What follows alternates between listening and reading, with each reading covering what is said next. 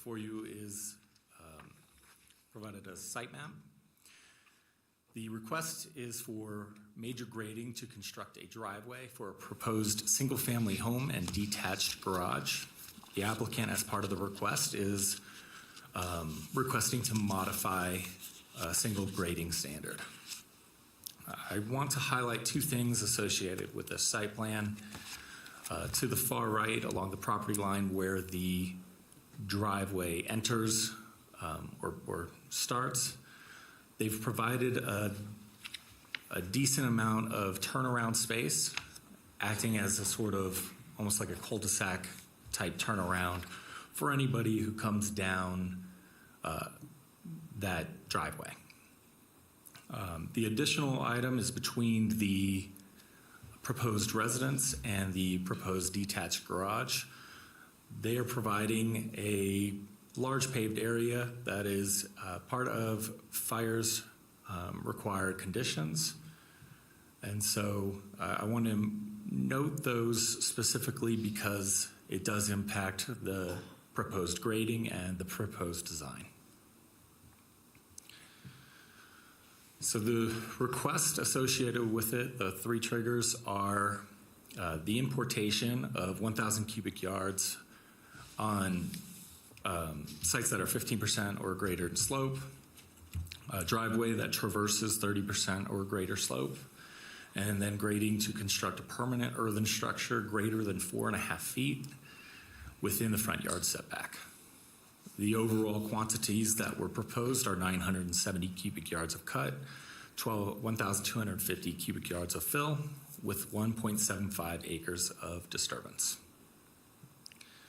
The request to modify a standard is specific to 438-45C. This is relatively common to see requested to be modified. It is, the code requires or limits the max difference from natural slope to be no greater than 10 feet. In this case, the max cut that they are proposing is 14.3 feet, and the max fill is 19 feet. Due to the existing topography of the site, staff does support this requested modification. Staff did go to the site for a site visit last year, and upon going to the site, it was witnessed that the applicant had conducted unpermitted grading. So the unpermitted grading, as you can see, is in the outline above the dashed lines and the primary driveway cut.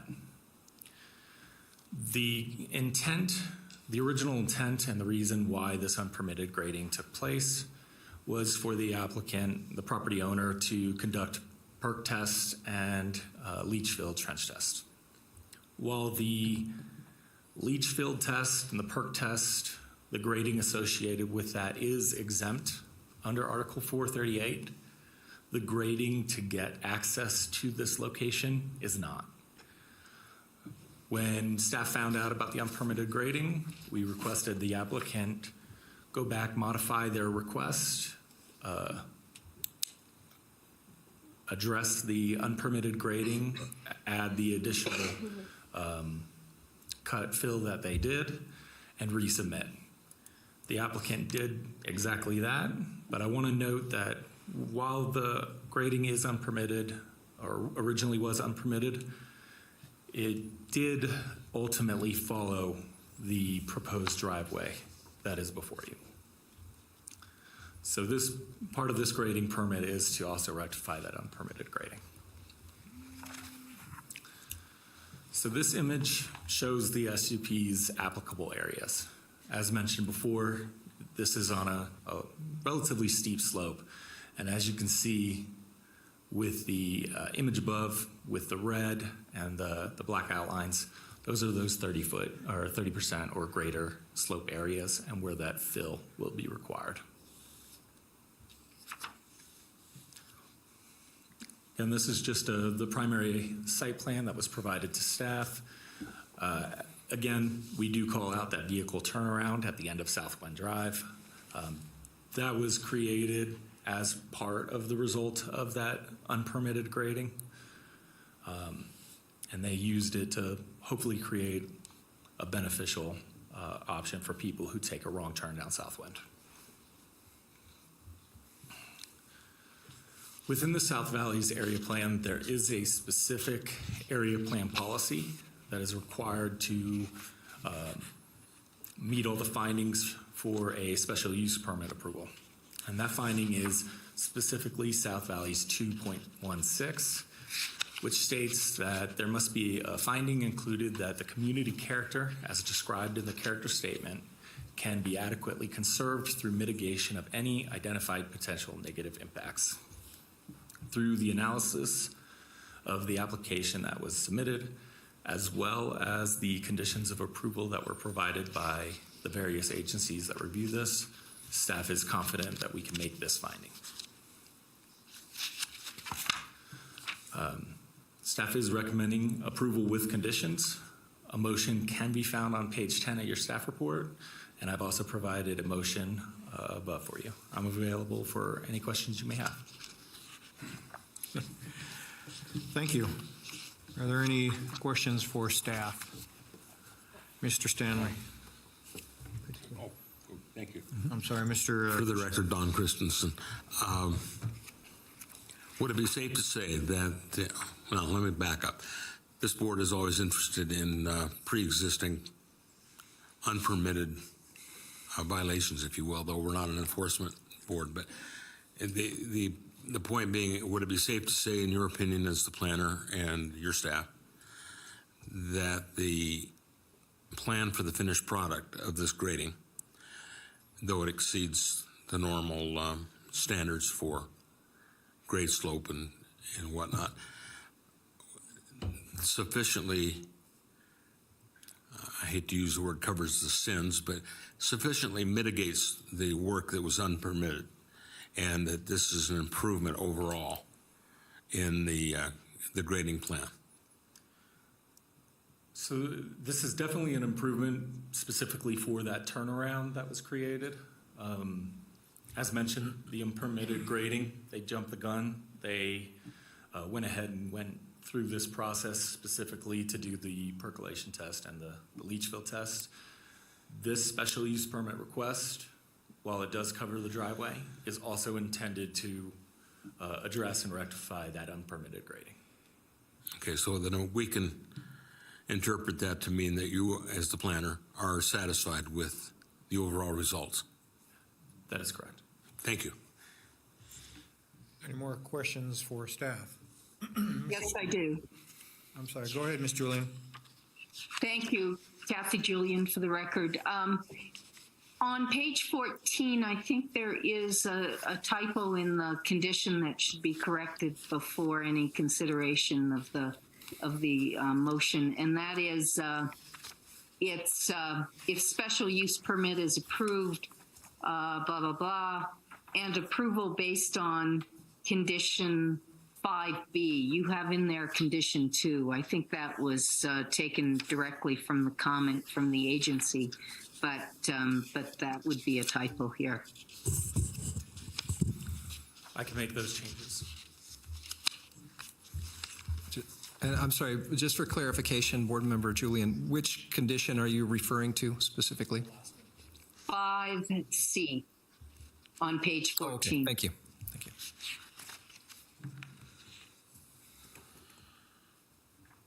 Mr. Chair, Mr. Stanley. if I may. First of all, Chris, thank you for the remark or the analysis that it included, that it conforms to the area plan.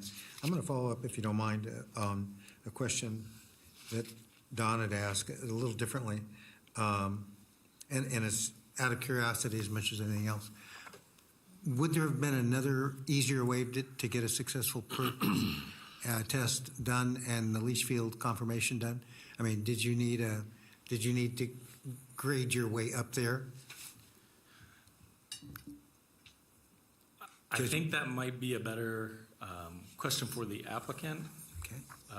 The only thing that I could state is had the applicant waited, gone through the special use permit process, the grading that would have gone through to do those tests would have been covered under the SUP and Okay. would have been legal at that time. Thank you. And Go one ahead, more. Mr. Stanley. There is also the Conservation Group had asked a question about tree replacement for the trees that are lost in the grading process and building process and so forth. Is that addressed here?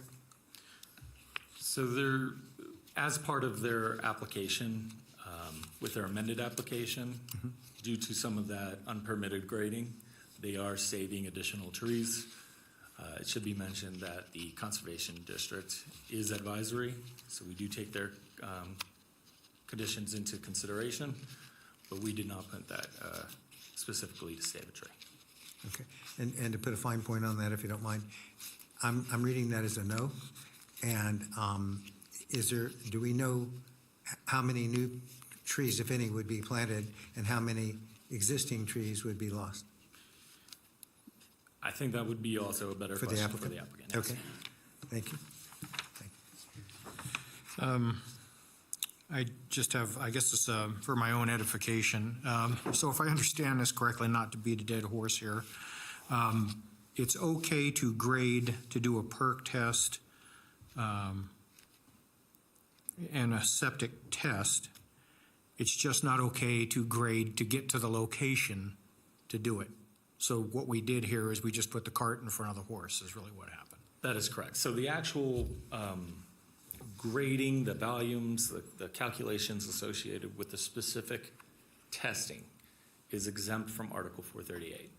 The issue at hand is they graded a path, driveway, et cetera, to get to the location to adequately do those tests, and that's what was unpermitted.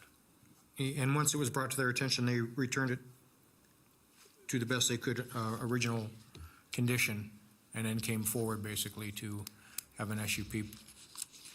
As far as I know, they did not return it to the original condition. What they did was they took the already done work and they included it as part of the overall application, again, to address that unpermitted grading. Okay, thank you, I'll accept that. Any more questions for staff? Mr. Stanley? Just one. And Chris, I didn't see anything here. We've been asking for mobilization times. Is the area densely populated enough to, in your opinion, to require that mobilization clause that we've been adding recently, or is it independent or remote enough where that might not be an issue? It's certainly much more sparse in population. However, I have no issues with adding that specific condition. That is part of code anyway, so they would still have to meet that requirement. All right, thank you. Thank you. Any additional questions for staff? Seeing none, thank you. We'll go ahead and close that. And, is the applicant present, and do they wish to speak on this matter?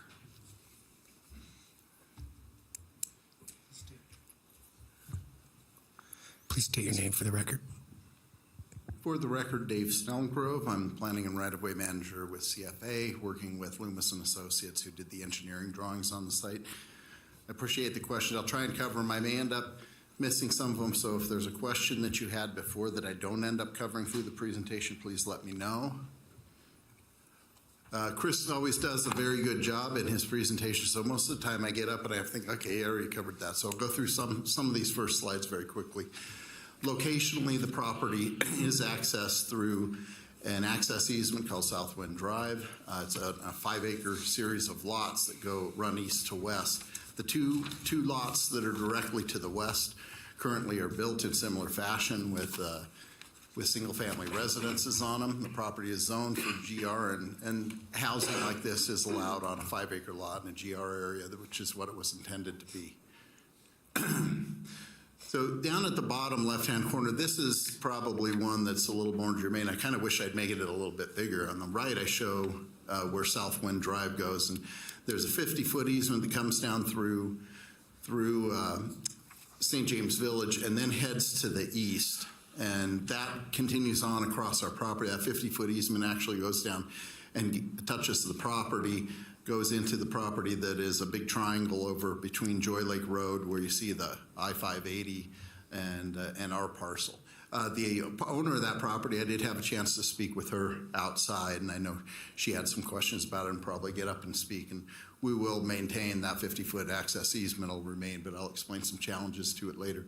The map on the bottom left shows the darker lots are areas that are already lotted in St. James Village, and those lighter color lots are future lots that are approved but can't be finalized until they get a sewer system, which is coming closer at some point. They'll get there, but what will happen is there will be lots that actually come right down to the north property line of these 5-acre lots that are in St. James Village. This is just the recorded map that shows the 50-foot easement that comes down through St. James Village. Zoning and master plan, Chris went through. We're rural in the master plan and general rural in the zoning. These 5-acre lots are basically grandfathered in. Typically, you'd have a 40-acre lot size in GR. These have been, best I could find, it was in the early 70s that they were created. So they've been there for quite some time, predating your current zoning on the properties. This is a view of the property, and it's kind of hard to see with the snow, but they have over on the right-hand side, there's an existing home. It's actually a yellow house when you're driving by. You can see it. That's the neighboring property. Where we've situated the house is downhill. This proposed house is downhill from that house, so there won't be any view blockage. And it's on the western side of the parcel, so it's closer to their property line, but it's significantly below, and they have a later picture that'll help show that. The site will be visible from I-580 and I guess from Joy Lake Road as well, but because of the contour and terrains that goes up, you'll be able to see only a limited amount of the grading. We do have a series of walls. You might be able to catch a glimpse of some of those, but those are just to deal with the steep slopes that we have on the property.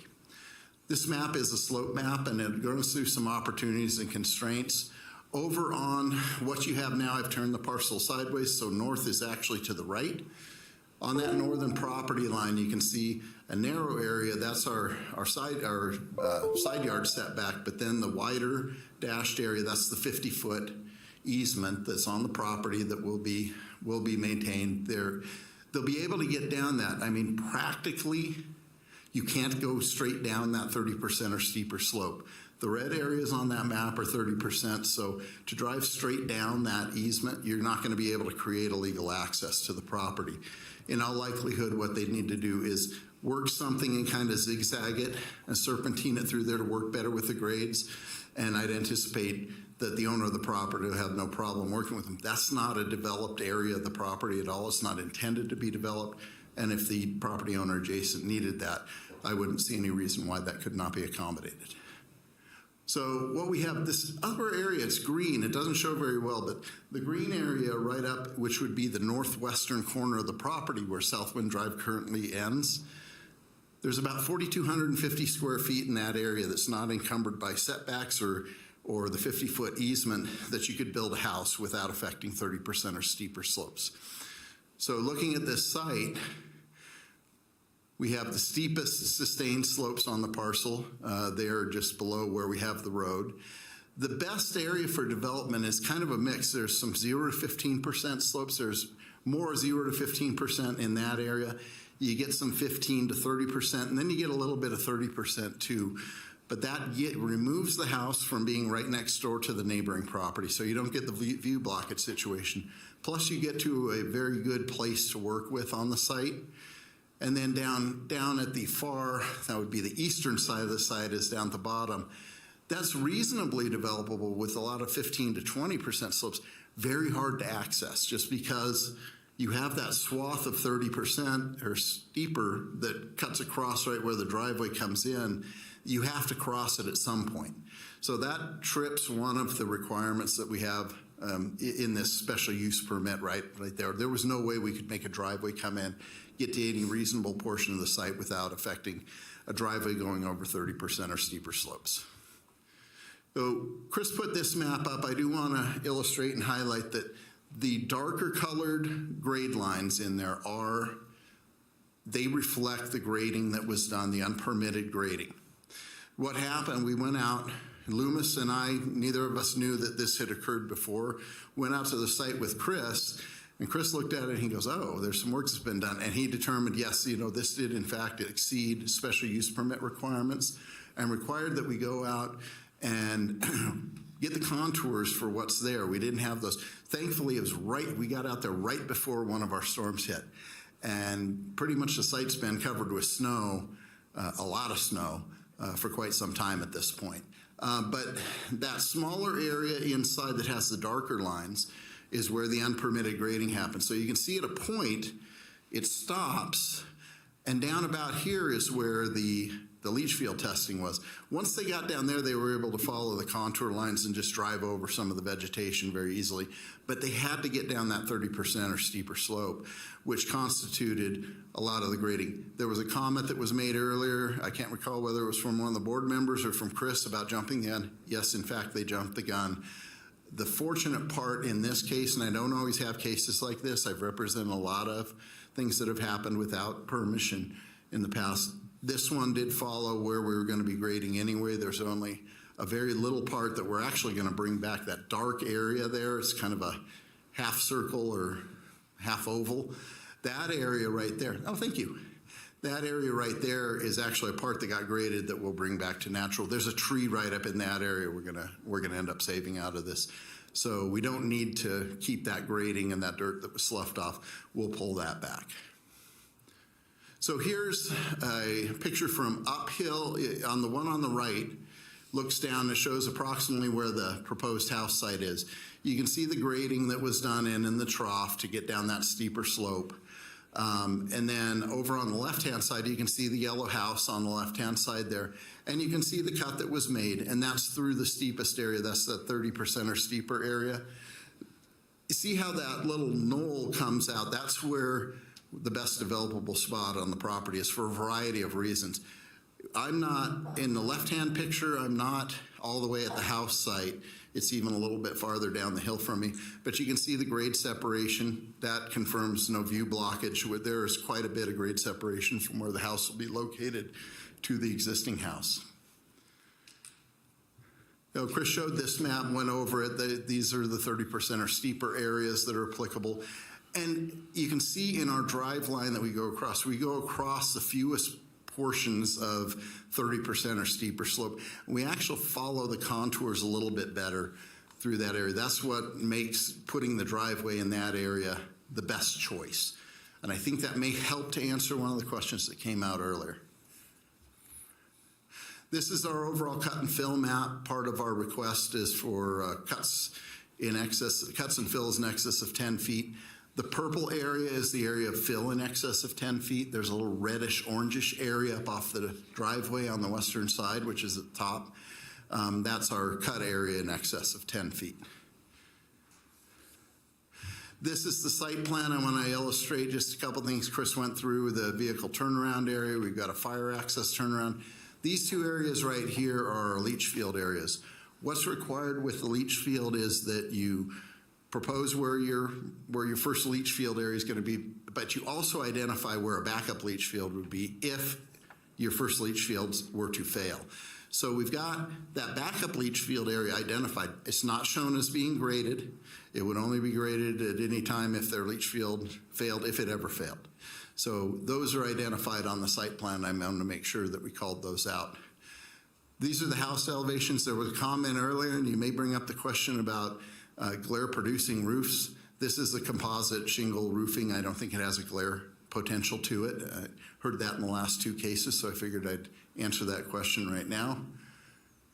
This is the site plan that shows the house has the funky contours around it, and then we have a garage, a single-level garage off to the north side.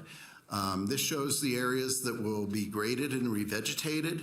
All the light green areas are going to exist as natural vegetation, which is the predominance of this 5-acre site. The total disturbed area of the site was equivalent to 1.75 acres out of the total 5-acre parcel. So there's not even half of the site will be graded, and we're trying to minimize that as much as possible. And with that, I would close my presentation and be available for any questions. The one thing I would like to point out on the leach field testing. It's a very important part of your consideration for development and what you're going to face. All I can do is stand here and apologize on behalf of the owner of the property.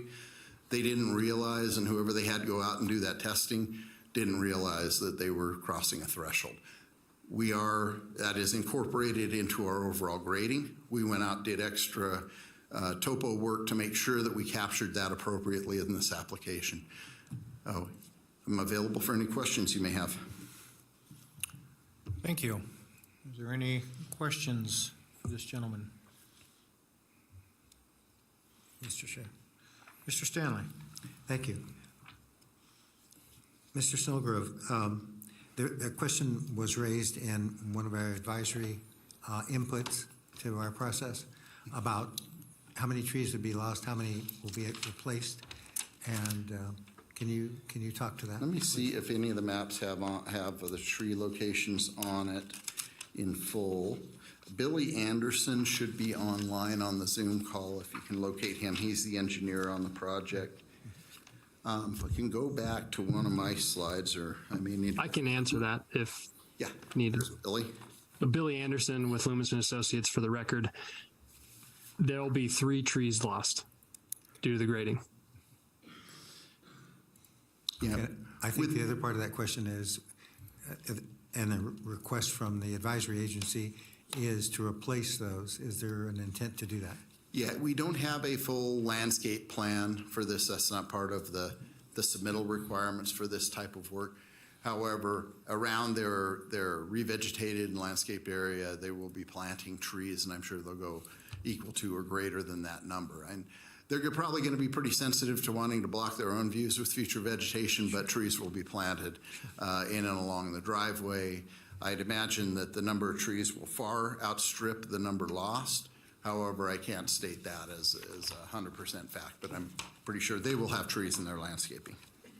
All right, thank you. And if I may, one question for, as out of curiosity as much as anything else, the snow picture, what is the maximum grade on the driveway?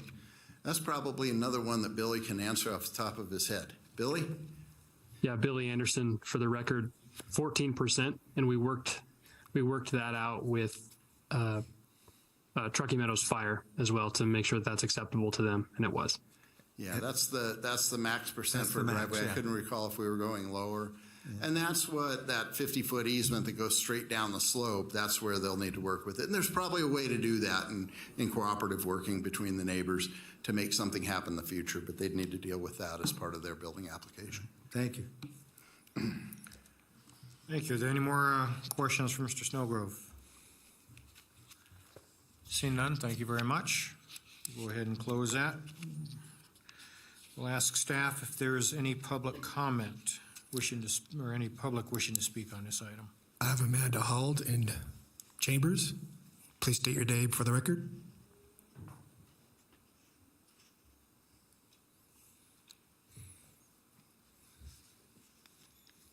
Sure. My name is Amanda Hald, and I own the 17-acre parcel right underneath where they're wanting the grading permit. So my concerns are the excess grading could create an obstruction for our potential new build. And this is uncharted territory, obviously, because none of this land is developed. So that is why I'm here today, just to make sure that you all know that we will be building there, and some of these permits can have an effect on the surrounding properties. So I would like you to take that into consideration. Thank you. Thank you. There's no further public comment in chambers and no hands raised via Zoom. Thank you. We'll go ahead and close public comment, bring it back to the board for discussion. Is there any discussion on this item? Yes, Kathy Julian for the record. I would appreciate it if staff could respond to that last query made or or elaborate to the board on that last query made about the potential impact on view.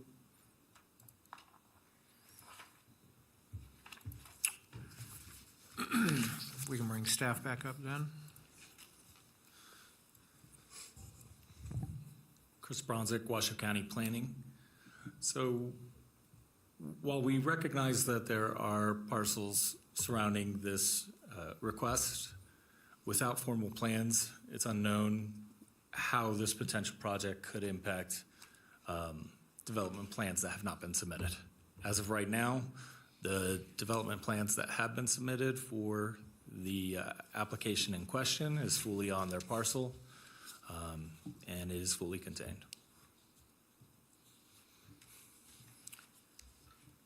Thank you. Mr. Stanley? Chris, just for a little bit more detail, so the SUP is really largely around the grading required to get that 14%, get the folks up the hill, is that correct? The SUP is specific to the driveway, the 30%, traversing 30% slopes, constructing a 4.5-foot earthen structure, and the amount of fill that will go on slopes 15% or greater. All right, thank you. So you wouldn't anticipate much downhill issue, then it's more of a side issue from the road, if anything? That's getting a little more into engineering realm. I don't know the answer to that question. Okay, thank you. Thank you. Is there any other questions for staff? Seeing none, thank you. Appreciate that. We'll bring it back to the board. And Mr. Chair, if I can just follow up on Chris's comments Yes, too. Mr. Lord. This, the applicant will be required to follow up with a grading set of plans that will be reviewed by engineering to ensure that there is not any deleterious effects on neighboring properties. Thank you for that clarification. Any further discussion? Seeing none, I will entertain a motion.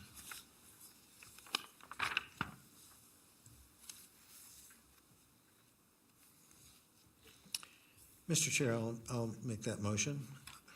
I move that after giving reasoned consideration to the information contained in the staff report and the information received during the public hearing, the Washoe County Board of Adjustment approve with conditions special use permit number, case number WSUP 22-0036 for Fouquet Land Company, LLC, with the conditions included as Exhibit A to this matter, having made all 5 findings in accordance with the Washoe County Code Section 110.810.30 and South Valley's Area Plan, Policy SV 2.16.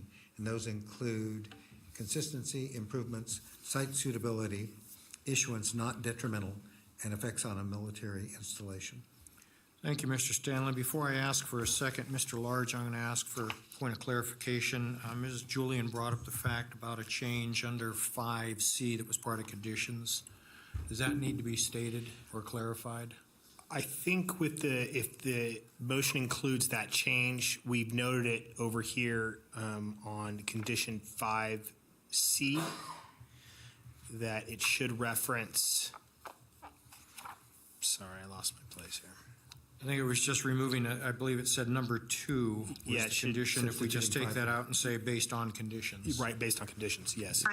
I think it should reference 5B. Yes, she's correct. It should reference 5B, condition C, and 5C. So we'll make that reference, and if that motion wants to incorporate that, then Mr. Stanley, do you want to just make sure that you clarify that or say of what's discussed? As part of the motion,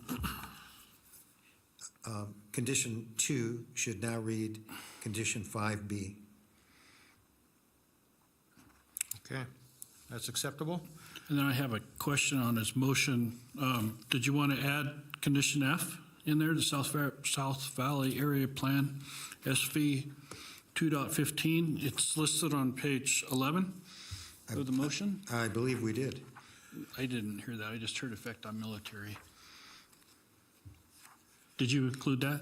I think it was included in the earlier part. Let me check to make sure, in the earlier part of the motion. I didn't hear it. I was going to second it, but I didn't hear that.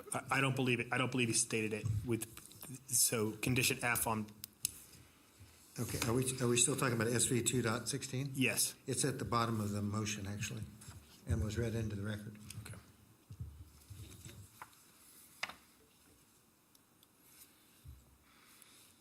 Correct?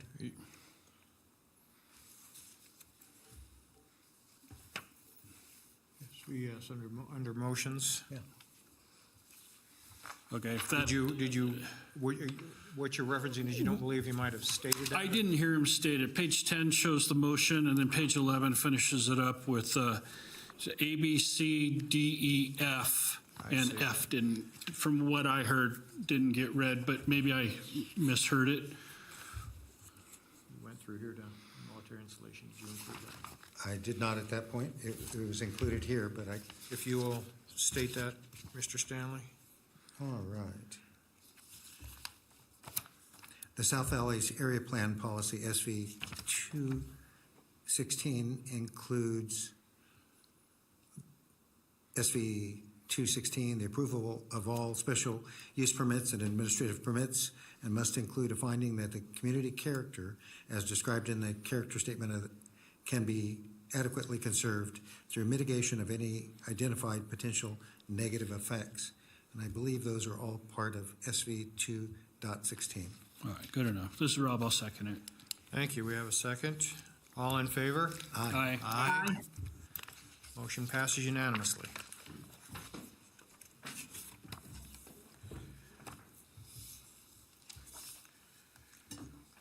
Next item on the agenda, special use permit case number WSUP 22-0038, the Goodwin Personal Storage. I believe we have Senior Planner Waikiki presenting. Correct. Thank you. Whoops. Go ahead and share my screen 1 second.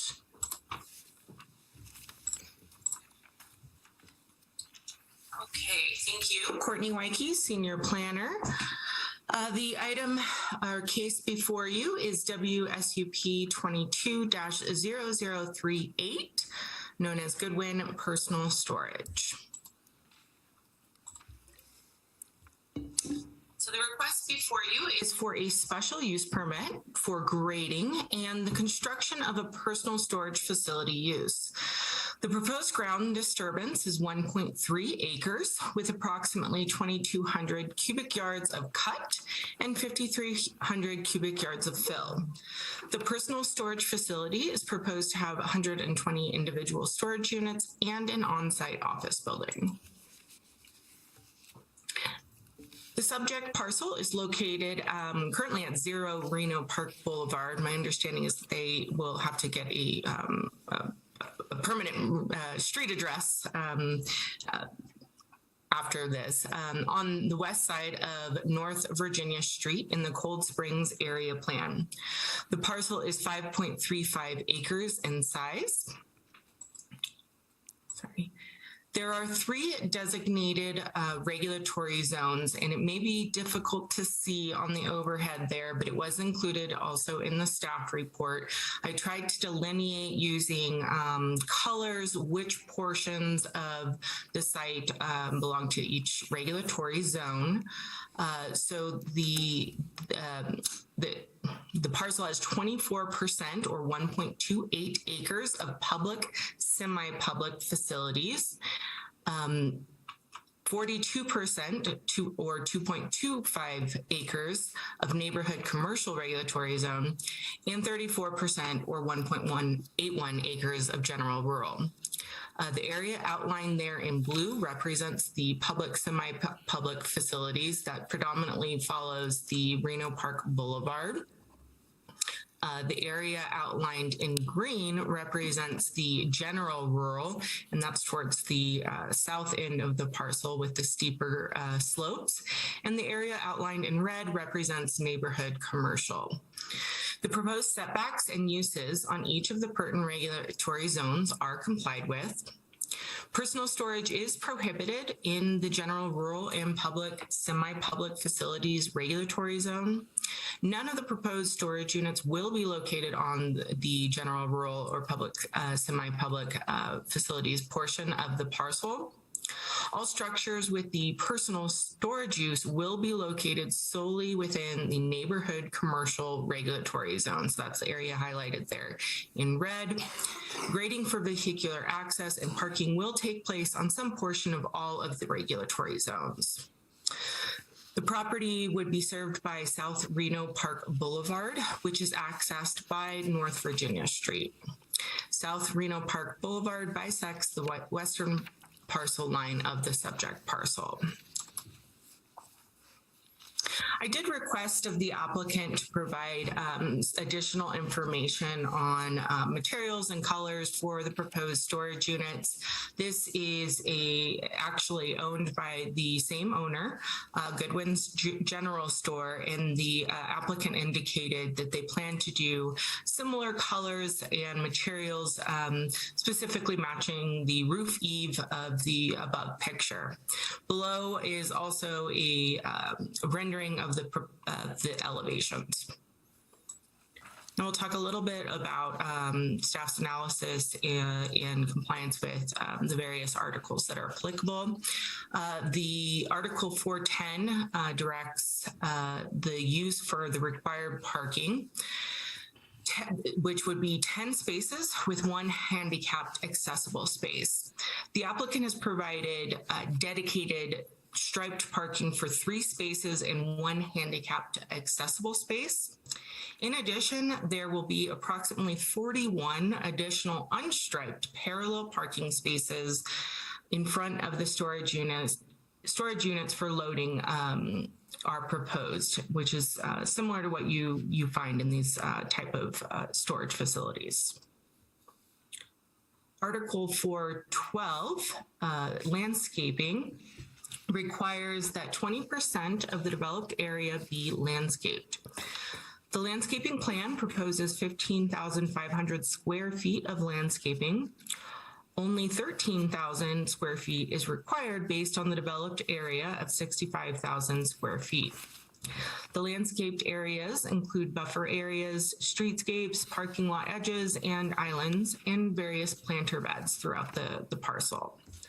The landscape plan proposes a mixture of deciduous shade trees, flowering, and or deciduous trees, evergreen trees, and shrub plantings to be located along the perimeter that are visible to adjoining uses.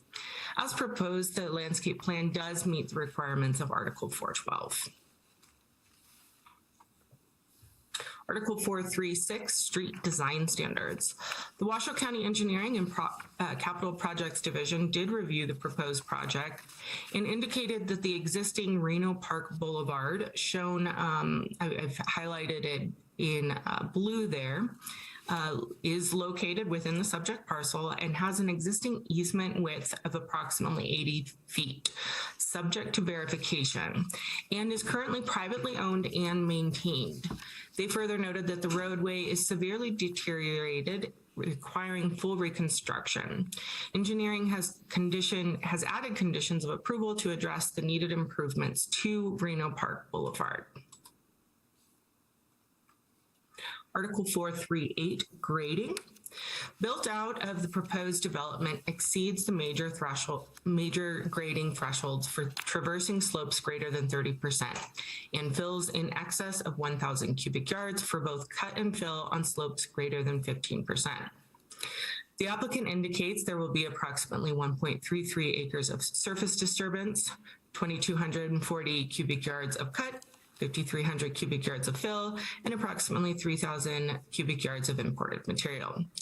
The earthwork summary includes the excavated volume of the entire detention basin that is located at the northernmost tip of the parcel. The site plan generally avoids disturbance of the area designated general rural where the steepest slopes occur. That is shown in red in the overhead slide. There are no requests to vary any of the grading standards. The applicant has demonstrated that there are extenuating circumstances that require grading in slopes over 30%. The location of the personal storage use was designed to avoid the portions of the site with the steepest slopes to the extent possible.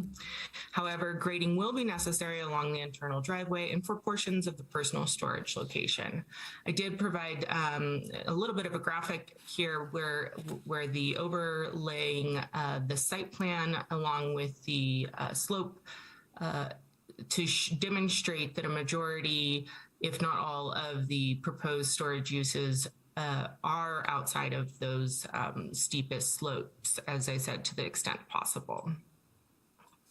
All grading is proposed to have a maximum of a 3-to-1 slope and will be revegetated with native plant species. 38 properties were notified of the proposed application, and that was within 1,000 feet in order to get the minimum of 30 properties. No comments or phone calls were received either in support or opposition. All applicable agencies reviewed the request and also provided no opposition. Recommended conditions of approval have been incorporated appropriately as an exhibit to the staff report. Staff does believe all required findings can be made, and I have provided a possible motion for your consideration. With that, that concludes my presentation, and I am happy to answer any questions. Thank you. Is there any questions for staff? Yes, I have a question. I'm sorry. Go ahead, Ms. Julian. Kathy Julian, for the record. Ms. Wyke, the reference to the landscaping is noted in the staff report, but I don't see any. Is there a reason why it isn't in as a condition in the or reference to landscaping is not a condition in the document? I see a reference to the revegetation of the disturbed areas that have been graded, but not the other. And I guess I look for consistency with staff reports in these items. Thank you, Board Member Julian. I agree that could be, it may actually be better suited to have a condition of approval that specifically references the requirement to comply with what was proposed and presented to you today as part of their landscaping plan. I may defer to Planning Manager Lloyd on whether or not this is common practice, and we should maybe amend the conditions to explicitly state that it is required. However, anything that was presented as part of the staff report is applicable and is enforceable. I do think that could be a better approach maybe for going forward, is that it is memorialized in the conditions of approval. I was unaware if that is maybe a common practice to reference those standards. And through the chair, if I could just back up what Senior Planner Wyke was mentioning. Yeah, we don't always condition all of the application materials. There is a standard condition that the plans that are approved must be in compliance with the complete application that is submitted, and I believe that's one of the first conditions in the list of conditions. Thank you, Mr. Lloyd. Are there any more questions for staff? Mr. Chair. Mr. Stanley. Planner Wyke, could you speak to the status of the well, commercial versus private, and the status currently for that application?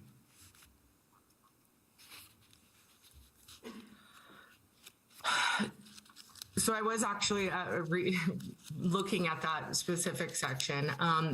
We did have the water rights manager review the application, and they indicated that water service will be required from either Great Basin Water Company or under an active water right for commercial / quasi-municipal purposes.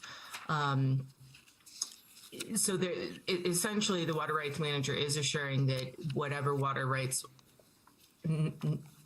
that are needed or necessary will be required. And from what their comment letter states, it looks like there's a couple of options afforded to them. The first being to obtain them from the Great Basin Water Company.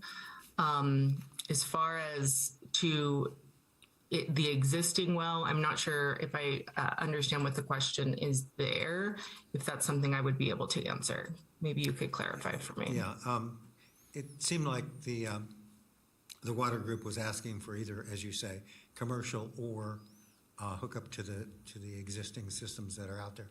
And there was concern among some of the comments about water table and so forth. So I was asking whether or not an application had already been filed for commercial, or if in fact the plan is to go ahead and use the existing water services that are available in that area without a well. That would be, I don't know that I could speak to what they will plan to do, other than it comes across as if the kind of path of least resistance is to obtain water service from the Great Basin Water Company. And if that is not an option, then they have to acquire adequate water rights from the Cold Springs Valley Hydrographic Basin. As well, let's see, a condition of approval will require the applicant to provide proof of water service or an active water right approved by the Nevada State Engineer prior to grading or construction. So there is a condition of approval that will require that those water rights are obtained prior to, any work being done. However, until that time, I wouldn't be able to say exactly what way they will be meeting that condition, only that they will be required to meet that condition. Okay, and I'm going to just put a fine point on that if you don't mind. So at this point, the status is nothing has been applied for either way because it's still open. I'm not sure. Hopefully, I believe it's Eric LaRue, maybe in the audience there, who might be able to speak to that, whether or not they have started the process to obtain those water rights. All right. I'm unaware. Thank you. Thank you. Ms. Wyke, I do have one question for you. Within the report on page 22, Exhibit B, it is a traffic statement, and it says this development is proposed to have 87 individual storage units, and yet earlier we heard there's supposed to be 120. Can you clarify that for me, or what document should we be looking at? My understanding is that there is 120 storage units. Again, I may ask that if the applicant is in the room to clarify that, but in looking at the site plan, it does indicate 120 storage units. Thank you. I'll hold that for the applicant then. Thank you. Are there any more questions for staff? Seeing none, thank you very much. Is the applicant present? Please state your name for the record. Good afternoon. My name is Eric LaRue. I'm with Robinson Engineering, and I'm here on behalf of the applicant. Let me jump right in. As for the discrepancy between 87 and 120 units, that is an earlier document that we submitted where we had 87 units, but in fact, the number of units we're looking to put into this space is 120, so 120 should be the number. And with regard to whether there's been an application yet for the water, I'm not aware that that's been done yet. So I believe we will be looking to the third-party source, but I don't think we've started that process yet. Mr. LaRue, the question I have then is this document for traffic impact at 87, and it's actually 120. Does that mean that you need to go back and have that recalculated then to get a more accurate number of If I may jump in on that very Thank quickly. you, Mr. Lloyd. From the county's perspective, because the number of trips are going to be well below the threshold needed for a traffic analysis, we would not require an additional traffic study. Mr. Lloyd, do you know what that number is, where it changes? Yeah, it's essentially 80 peak hour trips. This is, at 87, they're identifying about 6 trips per day. So if you were to essentially even double that at 12 trips per day, that would be well under the 80 peak hour trips required. So, thank you, I appreciate it. So it's your opinion then that a further traffic study probably would not be warranted? That is correct. Thank you, I can accept that. Are there any other questions for this gentleman? If you don't mind, I would like to pursue the question on groundwater versus the system water. Could you speak to that issue with a bit more clarity then for us?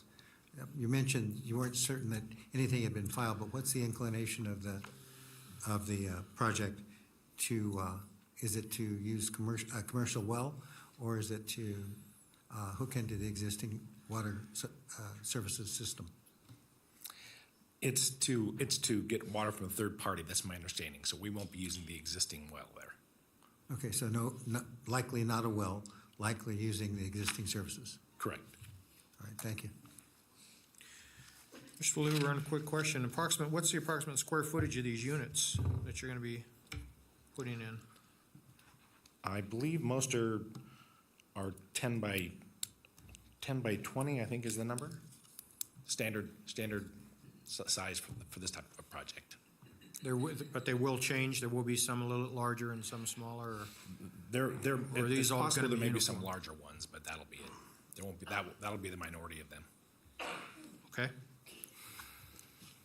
Thank you. Any other questions for this gentleman? Seeing none, thank you very much. We'll go over to staff and ask staff if there's any public comment on this item. There is no public comment in chambers. However, I do have a hand raised via Zoom. Philip, if you could please state your first and last name for the record. Philip Prive. I am the owner directly south, the 21-acre parcel. Go ahead, the floor is yours.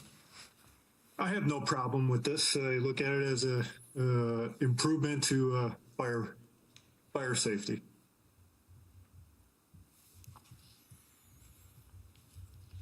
Okay, thank you. Is there anything else you wish to add? No, I at one time was going to do storage on my property, but I decided at the time that I was unsure if that's what I wanted to build on. Okay, thank you very much. Any further comments? And there are no further hands raised via Zoom. Thank you. We'll go ahead and close public comment, bring it back to the board for discussion. Is there any discussion on this item? Mr. Christensen. And I think I should direct this to Mr. Lloyd principally. This is the fourth permit or grading permit or special use permit that we've addressed this morning or this afternoon. Without, with exception of this last gentleman who spoke to us, I'm not convinced that our CAB functions are working right, or the mailings are going out, or what. We're not getting any real feedback, and it seemed to drop off from the time that I earlier joined the board some time ago. Can you explain for this board again what exactly the CAB mission is now as compared to what it was originally? Yeah, through the chair, thank you, board member Christensen. Thank you. The role of the citizen advisory boards have changed drastically since many of you have even been on the board. Originally, the citizen advisory boards were reviewing almost exclusively development projects, and now they are no longer. The board, the CABs are looking at almost every other community element other than development projects. We've created a new process to engage the public through a neighborhood meeting where we mirror essentially the same noticing requirements that we use for these public hearings. We send those out and we ask that the applicants host a neighborhood meeting specific to each development project. And that's what's taken place on not all of these projects, but most of them. Some of the smaller scale, for example, some of the smaller scale administrative review requests do not involve neighborhood meetings, so there is not that public engagement for those. But the bigger ones, like this one, any commercial project, any tentative subdivision map, most of the special use permits do involve a neighborhood meeting. And you find, depending on the project itself, some of them we do get a good deal of engagement and participation and feedback. Some of the smaller scale projects, such as this, we don't get a lot of feedback on those projects. We also have created a web page. It's our neighborhood meeting hub site that lists all of the upcoming neighborhood meetings. And included is a survey that's conducted for each of those neighborhood meeting projects. And we gather, we don't get a whole lot of feedback in the surveys, but from time to time we do. But it's someplace that folks can go to look at all of the projects that are coming forward, all the big projects that are coming forward. We also require that these neighborhood meetings take place prior to submittal of an application, which is also a big departure, big change from the previous CAB prior to this, the items would go to the CABs, but after application submittal. It also creates an opportunity for applicants to build into their applications the comments and the concerns that are raised before an application is submitted. I hope that answers your question, but in a nutshell, that's our new process. Oh, thank you, Mr. Lloyd. I think that answered my question. What I'm searching for here is more input from the public, because I would surely hate to approve this project, for example, or recommend for approval, and find out that someone was excluded from that review process. So let's chalk it up as a memo kind of a thing. Personally, I'm satisfied, but I really, really go on the record as supporting community involvement in all of our projects. Anything that we hear, so yeah, some of them are relatively small, but I'll just express that. You satisfied my question, but I'm still concerned that we're not getting a lot of feedback from the public. Thank you, Mr. Lloyd. Is there any further discussion? Kathy Julian, for the record. Go ahead. Thank you. I want to follow up on that point just raised. I didn't see, and perhaps it's because it's here, but I didn't see it, a reference to a neighborhood meeting for this project. And it would be helpful if we had on, I guess, Exhibit C and on page 28 here, if we had an actual paragraph that said whether or not a neighborhood meeting was held, and if so, how many people attended, and if there was a neighborhood meeting held, then a brief summary of what went on in that neighborhood meeting, or perhaps a link for the board to the recording of the meeting, much as was done with the next project that I think we'll look at, the larger apartment development. And I spent this afternoon listening to that neighborhood meeting. But I think that would help us get more comfortable with the fact that there is some public involvement here if we know which ones do have neighborhood meetings and we have some summary of that in the actual staff report. Thank you. Thank you. Mr. Lloyd, maybe as a point of clarification, if in fact there is a staff meeting, and if there is especially any public comment that comes in to your department, that is forwarded to us and is part of the documentation. Mr. Lloyd? or I don't know if maybe I may be able to respond directly in regard to this application. Please, go ahead. Okay, Courtney Wyke, Senior Planner for the record. We did receive a neighborhood meeting summary, and it is included, let me check here 1 second, as Exhibit E. The meeting took place on November 28th of last year.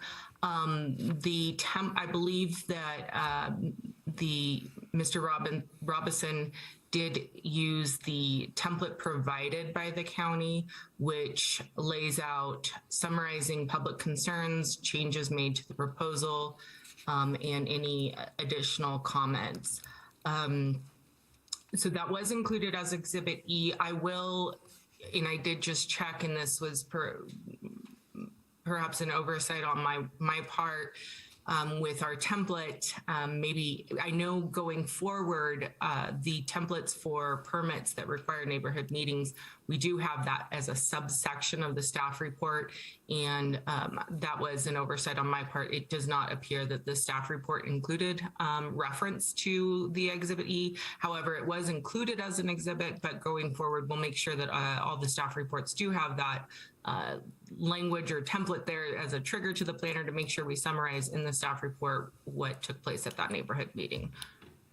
And then, Mr. Lloyd, you're welcome to chime in if you want to add anything in addition to what the question was posed to staff.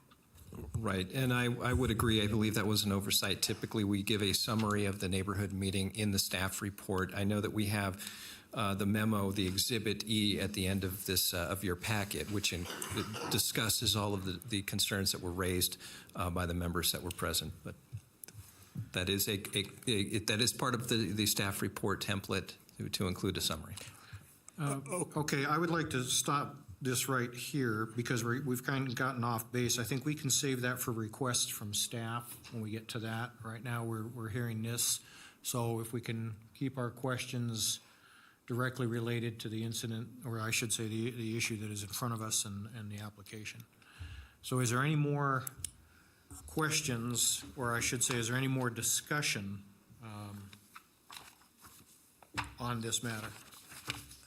Just, Mr. Chair, just for clarification here on Exhibit E, everyone's speaking about the meeting.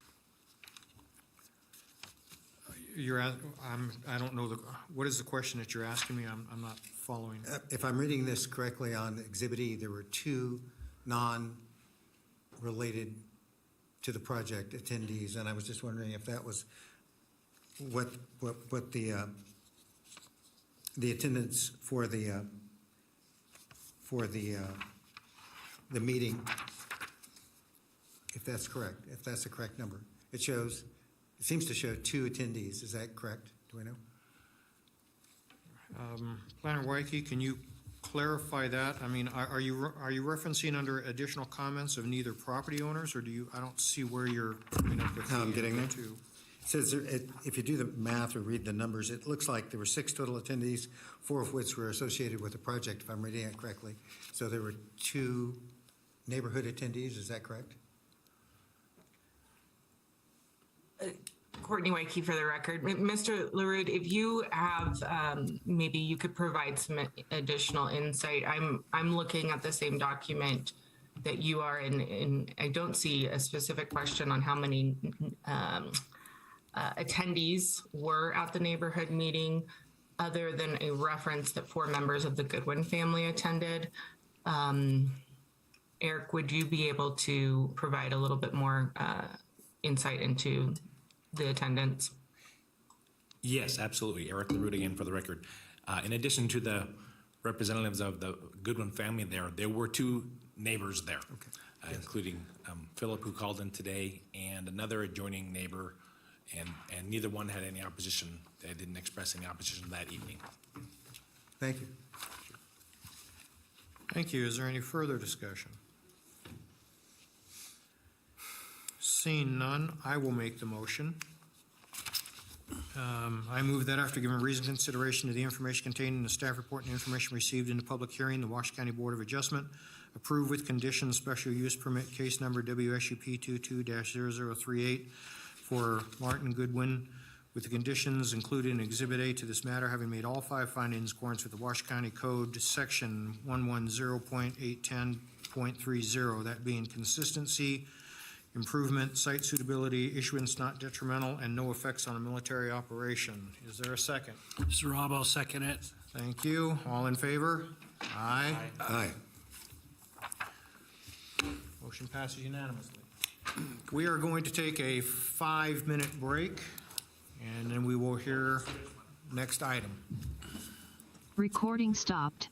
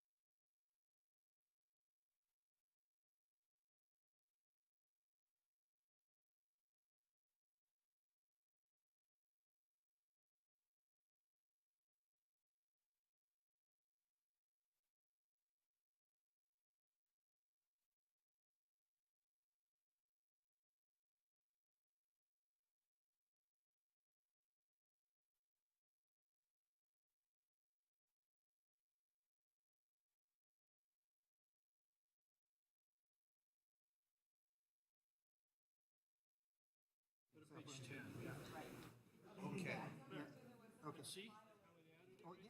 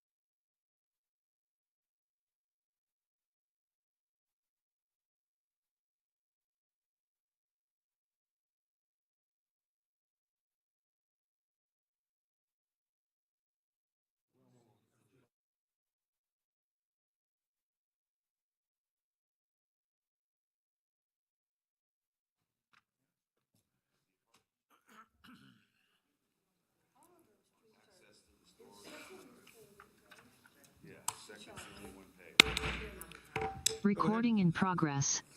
We'll go ahead and bring this meeting back to order. The next item on the agenda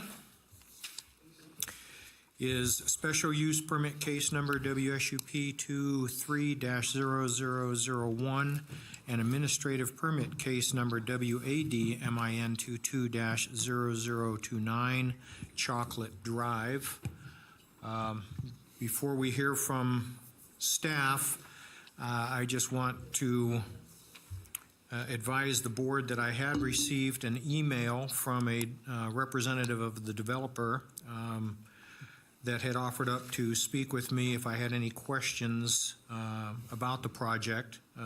I did respond back to him, thanking him for the email, and basically just advised him that I thought it was better that we do this in a public setting, to which he was agreeable to. So as a disclosure, I just wanted to make sure that that got out there. But I do appreciate the opportunity that they have presented me with and the direction that we decided to go. With that being said, we'll go ahead and hear from planner. Good afternoon, Chris Bronzik, Washoe County Planning. We're looking at WAdmin 22-0029 and WSUP 23-1. This is for Chocolate Drive. Chocolate Drive is located off Chocolate Drive, and it extends from West 2nd Avenue to West 5th Avenue. It's a quite long and linear site adjacent to Red Hill Open Space and within the Sun Valley Area Plan. It's also located within the Sun Valley Suburban Character Management Area. The proposal, as presented, contains two parcels, APNs 502-25009, which is the significantly larger parcel, and 502-25010, which is a smaller sliver of the. So the administrative permit request is for a proposed multifamily residential complex, apartment complex. It contains a total of 240 total units. There's 20 buildings proposed. Those buildings are intended to be 2 stories. As part of the proposal will be, the applicant is proposing for a clubhouse, a swimming pool, covered and garage parking spaces, a mail kiosk, playground, and additional recreational amenities. Additionally, as part of the administrative request, the applicant is proposing to construct a trailhead. As part of that trailhead, parts of it will be dedicated to Washoe County. With the special use permit, this project is going to require considerable grading, and the special use permit is specific to the major grading request.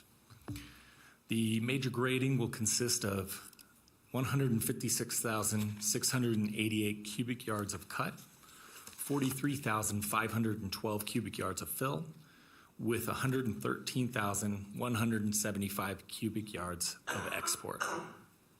The proposed disturbance area is roughly 25 acres. As part of this special use permit, the applicant is requesting to vary 4 standards. 3 are within grading, 1 is in landscaping. Those requested modifications are 41260K4, which requires turf areas to be a minimum of 50% of required landscaping. 43845C, which requires that finished grading shall not vary from natural slope by more than 10 feet.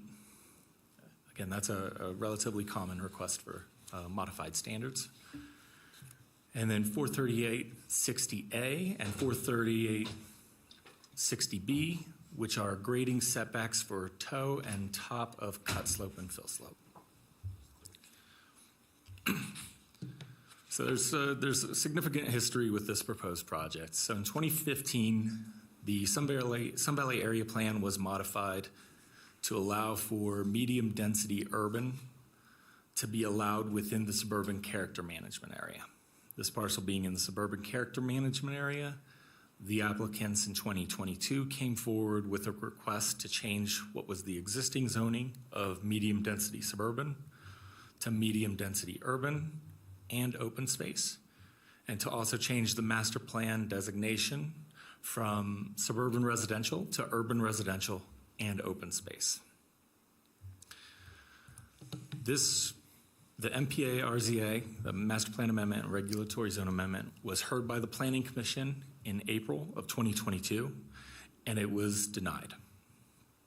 The applicants appealed this decision to the Board of County Commissioners, which was heard on June 28th, 2022. The Board of County Commissioners did approve this request 4-1. From there, these MPA RZAs are required to go through regional conformance review. So in August of 2022, on August 25th, the Regional Planning Commission reviewed this request and unanimously approved the request. And then what happened afterwards is this request then went to the Regional Governing Board. And the Regional Governing Board, the intent of that hearing was to amend the land designation from what the existing Tier 3 that was already on the property to Tier 2. And that took place on October 13th, 2022. That decision was approved unanimously.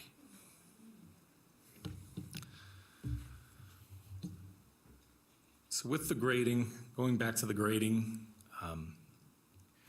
there are some significant retaining walls that are associated with this project.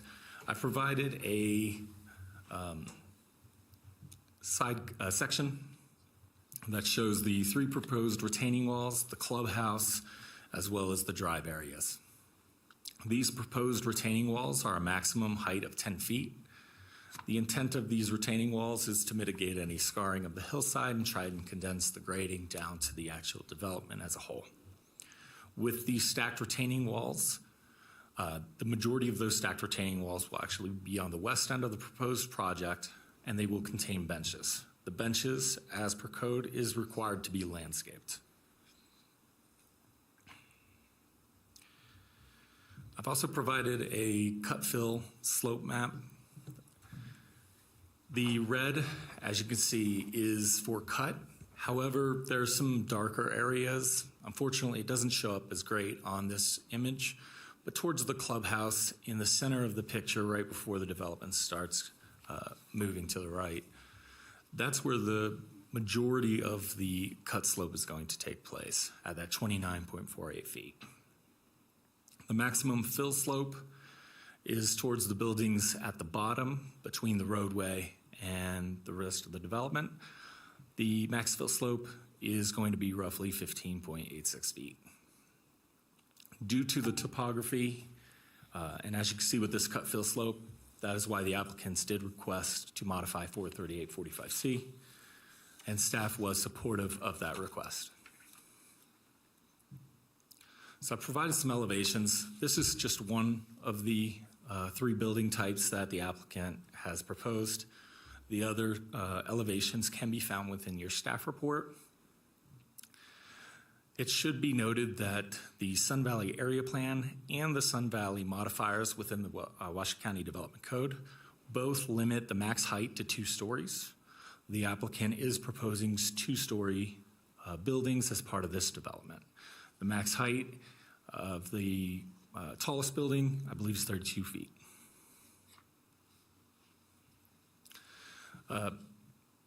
Before you is also elevations of the proposed clubhouse, as well as some of the concepts for the garages. We have a 4-bay and an 8-bay. So one of the things that came about within the Planning Commission hearings for the MPA RZA was the proximity to altered andesite buckwheat. It's not an endangered species, but it is a state protected species, and there are native soils found on the property. However, there are populations of this plant found adjacent on the Red Hill open space. This map shows where the locations currently are, the limits. However, there is currently no altered andesite buckwheat found on site. And as is proposed currently, the development will not impact any existing altered andesite buckwheat populations. So I want to talk about landscaping. This is an overall concept of the total site plan. Towards the bottom, you'll see those yellowish looking images areas. Those are significant detention basins. So as this is on the bottom of a hill, the intent is to capture as much stormwater and retain it on site as possible. Those are code requirements to retain all that on site. With the landscaping, they're proposing 3,270 shrubs as well as 545 trees. This is a requirement of code. The landscaping plan shows that they do meet this requirement. However, with the request for a modification with turf, they're requesting down to 21% of the total site being turf grass at 31,989 square feet. Staff does support this due to our environment. We're a high desert climate. We do require that turf still be required as part of the common open space elements associated with the specific residence.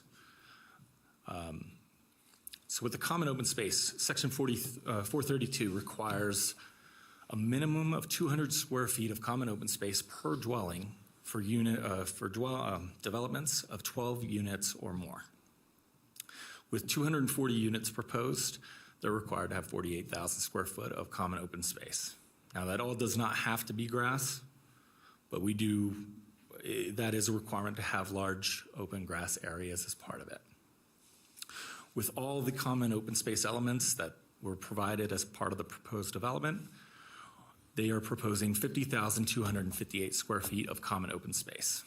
These elements can include courtyards, large lawn areas, turf, playgrounds, tennis courts, basketball courts, swimming pools, or similar outdoor recreation facilities. There was a traffic study that was prepared by Kimley Horn. The traffic study did identify the following peak trips as at full build-out. What is currently anticipated is 96 a.m. peak hour trips and 122 p.m. peak hour trips. This application was sent to RTC and NDOT for review. No conditions or additional comments were received. Parking is always an important topic when it comes to these types of developments. With this development, there's 468 parking spaces that are required. Applicant is proposing 470. Of the amount of parking that is required, our code does require each dwelling have a covered parking space. With 240 units,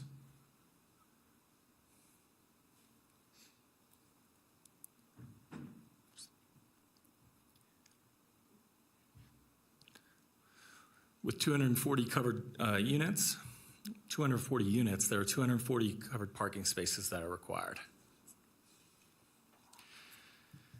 They are proposing 204 covered parking spaces with 36 garages, thus meeting that requirement.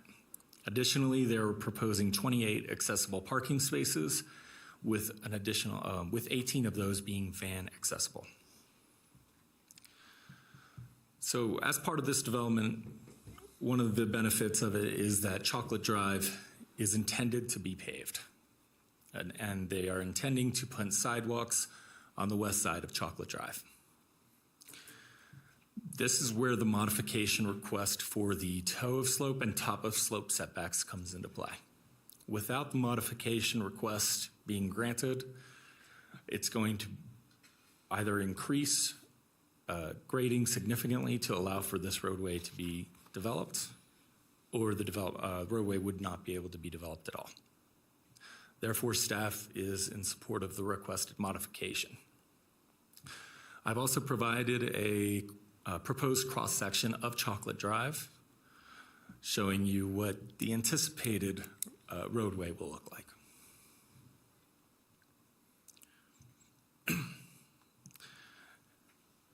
Additionally, as part of this development, we're looking at seeing a Washoe County trailhead as part of the proposal. As submitted, there are 8 parking spaces at the within this trailhead. The trailhead is located at the northern end of this project site and will allow direct access to Red Hill open space. This trailhead specifically encompasses roughly 4.87 acres.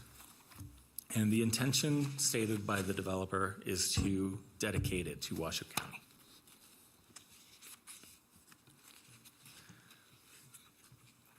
You all should have gotten an email earlier today about potentially an amended motion and an amended condition. Before you on this slide is the proposed amended condition. Staff would like to see the following condition placed under planning's direct conditions, which states that the proposed trailhead shall be completed per the approved construction improvement drawings prior to the issuance of the certificate of occupancy of the first multifamily building to the satisfaction of the Community Services Department Director of Operations. The applicants did hold a neighborhood meeting on October 19th, 2022. It was held from 5:30 to 7:30 p.m. The applicant stated that there were 14 signatures within the document that was provided to staff. However, they noted that there was a total of 18 neighbors in attendance. There were also 4 comment cards submitted as part of that packet, and the concerns from the public related to traffic, water, stormwater, school impacts, noise, light pollution, flooding, as well as the Chocolate Drive paving. Staff is recommending approval with conditions of both the special use permit as well as the administrative permit. The motions can be found on page 32 and 33 of the staff report. As mentioned, it was asked that you receive an amended copy of those directly to you. I also want to mention that we do have additional staff presenters to assist with this project. One is the Director of Engineering and Capital Projects, Dwayne Smith, who has additional information related to Chocolate Drive's placement as well as the construction process. Additionally, we have Parks Planner Faye Marie Picard, who is able to provide any additional information related to the altered andesite buckwheat, the proposed trailhead, as well as any questions potentially from the board in relation to the Washoe Story Conservation District's comments. Dwayne?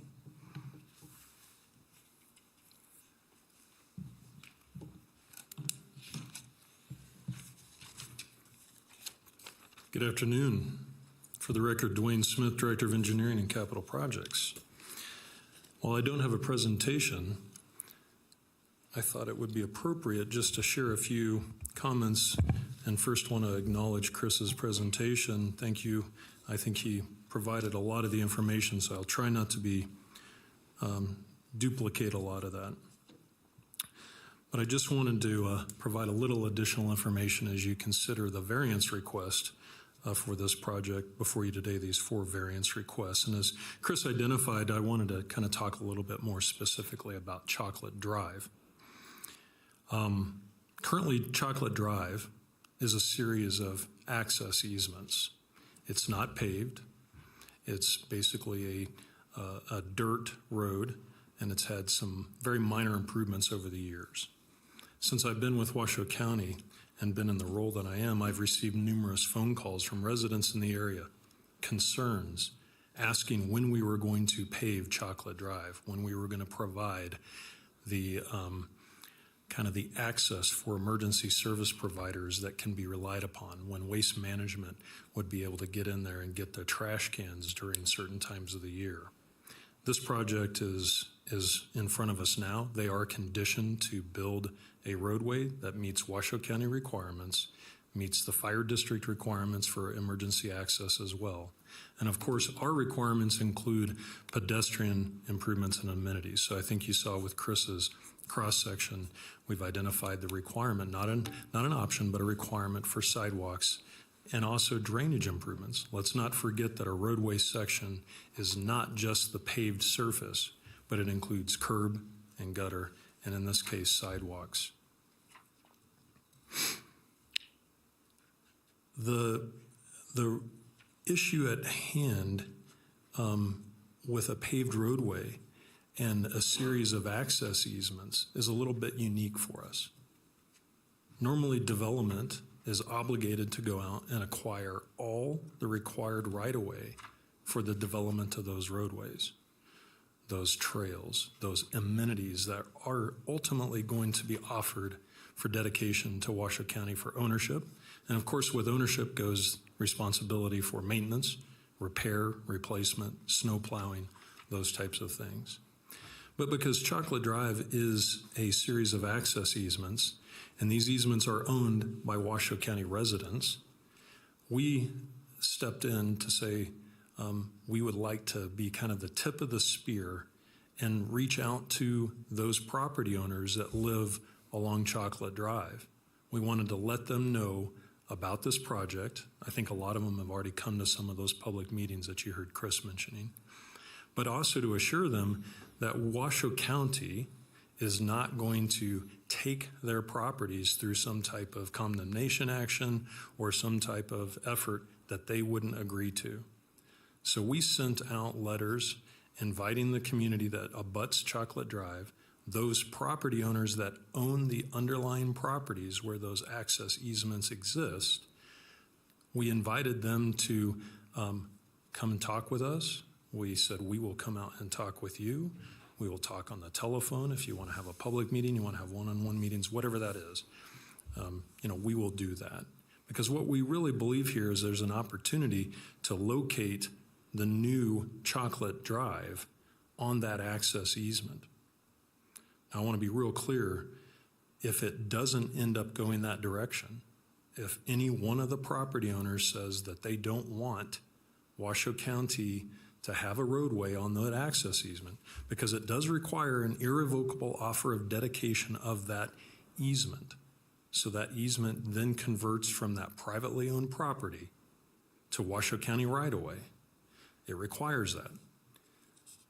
But if anybody says no, what the developer's engineers have done is provided us a design that shows that a future Washoe County roadway can exist solely on their property.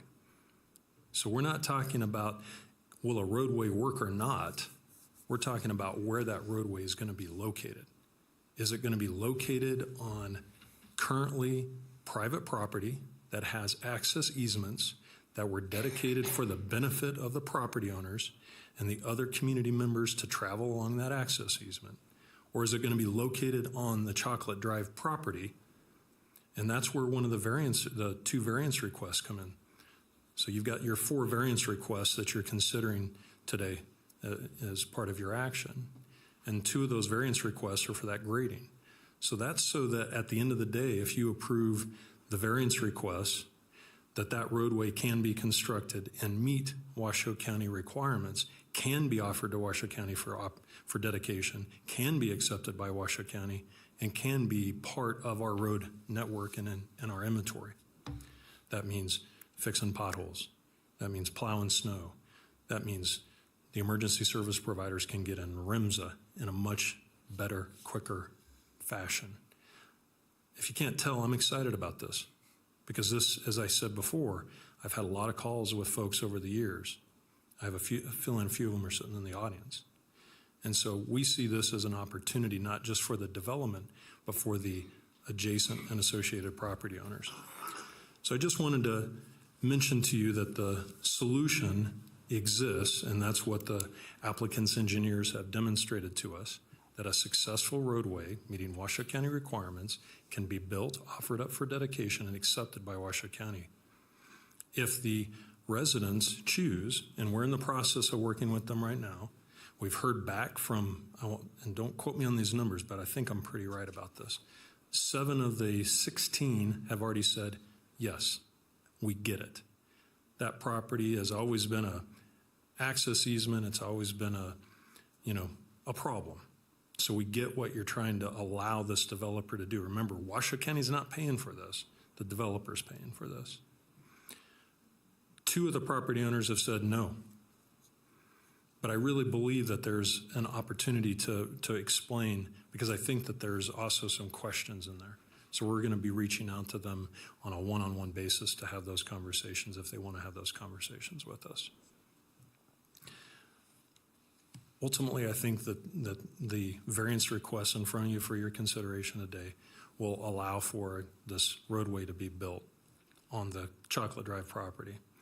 But as I said before, if it doesn't end up being built there and it's built over on the access easement, that's less grading, less of those types of things. But under either one of those circumstances, stormwater is dealt with. There's no roadway without stormwater considerations. Drainage is part of that solution. Has to be, not an option. Driveways to those property owners and to the roadways, because if you look at the aerial map, you'll see that there's a couple of roadways. They're access easements that go in and service several properties with a bulb at the end of those.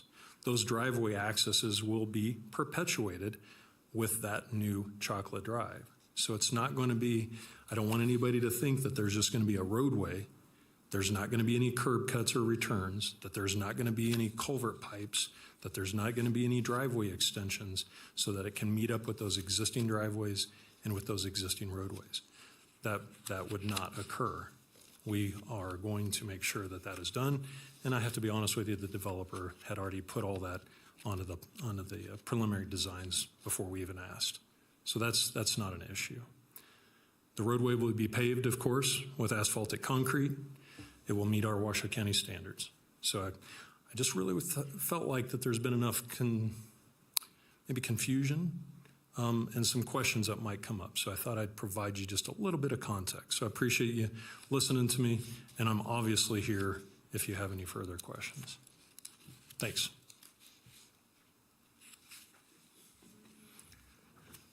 Chris, is there anyone else on behalf of your presentation that needs to address the board, or is it just the 2 of you?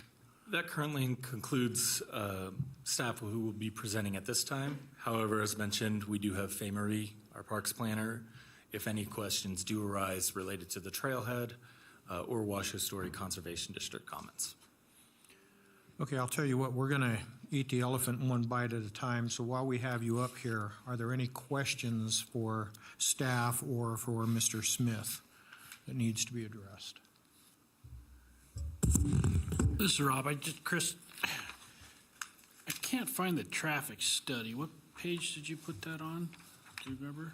So the traffic study is, I don't know if it would have been a part of the direct project as a whole. It was available online the entire time it was part of that process. Give me just a second to see if I can find the exact exhibit, if it is.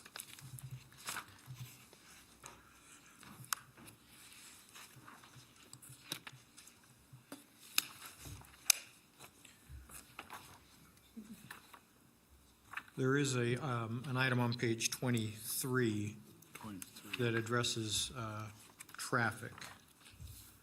I don't know if that will suffice. Looking back through this, it was not part of the exhibits. It was part of the overall public process. It was publicly available on our website throughout the entire process.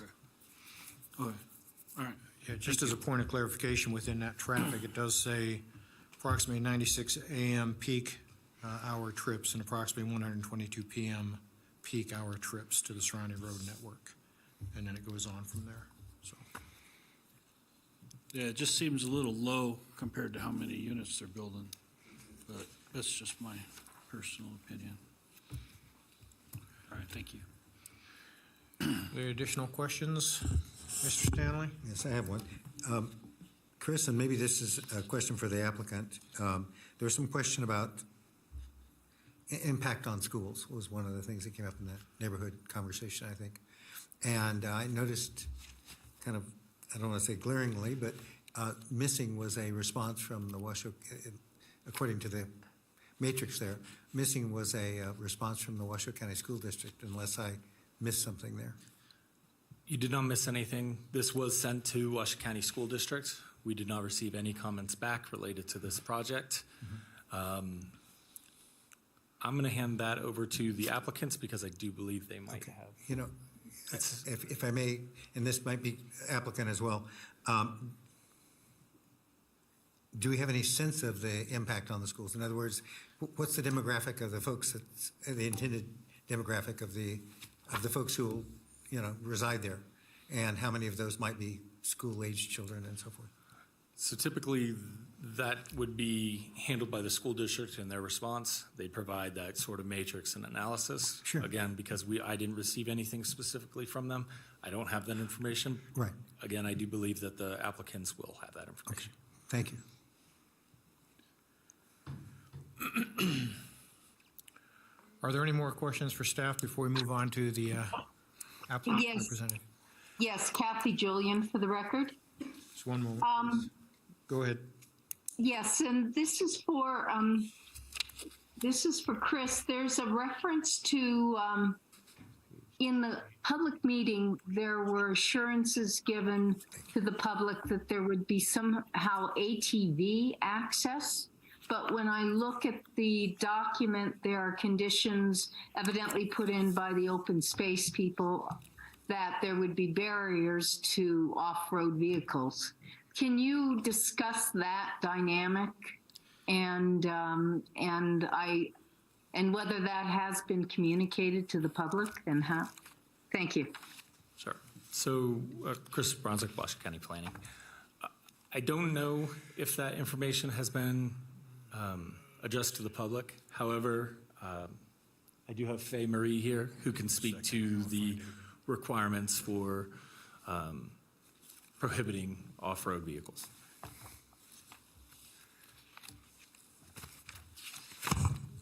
For the record, Faye Marie Picard, Park Planner for Washoe County. In terms of the off-road vehicles for the Red Hill open space, it's deed restricted to ensure that off-road vehicles do not go onto this property. So one of the incentives that we have for this project and this development is helping to reduce the ability to have off-road vehicles on the Red Hill open space itself. So one of the asks that we had within our conditions is not only for this development to act as a physical barrier to the Red Hill open space for off-road vehicles, but also for 3 access gates to be blocked and keyed in order to keep off-road vehicles from entering into this space itself. Okay, thank you. And a second query on the open space, and perhaps it's for you as well. As I understand, the developers would very much like to give that open space to Red Hill Open Space, but Red Hill has raised some concerns about overall maintenance down the road. Where does that stand now? Correct. So within our recommendations and condition from our Parks and Open Space, currently the Parks Program does not want to accept additional open space immediately adjacent to new development. And in this site particular, it's because of the steep hillsides, a lot of the recommendations for us to keep up with fire and fuel reductions, as well as just trying to keep up with general open space would be a burden on our maintenance itself. So it's not a benefit for us to take on this additional land other than our open space that's adjacent to this property.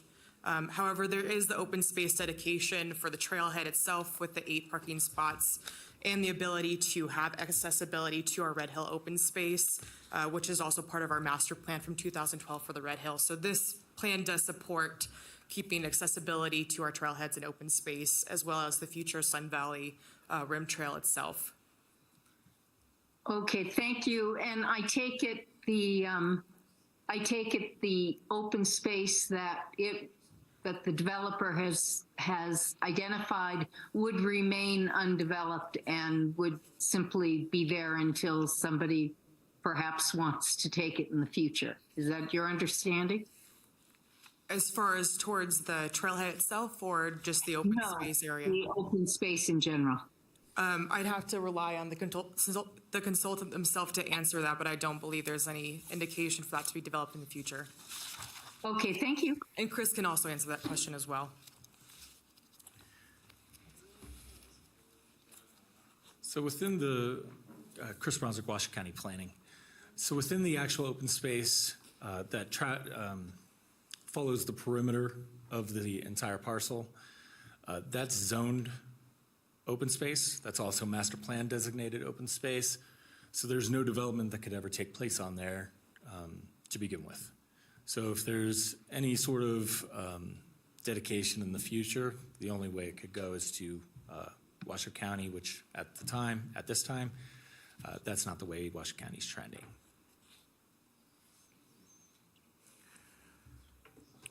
Thank you. I have a quick question going back to the trailhead, if someone can answer that for me.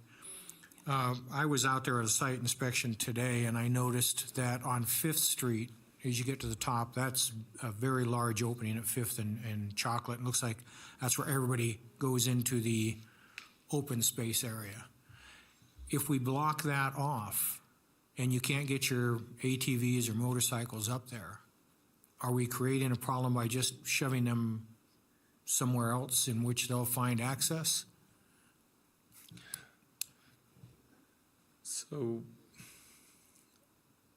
Faye may be a better person to discuss this option. However, my understanding is there are going to be multiple gates across the entirety of Chocolate Drive, not just up at the West 5th Avenue where the proposed trailhead is, in an effort to try and restrict that off-road vehicle access.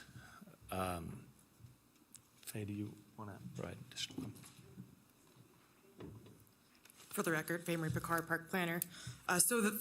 Just in general, again, for the off-road vehicles, the open space, Red Hill open space adjacent to this property is restricted to not have off-road vehicles in that area. So any motorized vehicles should not be allowed on that property to begin with. But the trailhead itself near the West 5th Avenue intersection of Chocolate Drive does serve as a public trailhead and public area for people to access the trails themselves on Red Hill open space. So that'll be a dedicated space in order to get to the Red Hill open space itself. So that's not restricting the ability for anyone to get there. It's actually incentivizing to have a parking area and to have a dedicated trailhead in the area itself. The gates that we're asking for are on the western portion of the property, which is across open space access easements for the water tank and other easement areas. But we want to make sure that that's restricted to just proper use of those easements in order to get to the utilities and not for the public to access that with their motorized vehicles.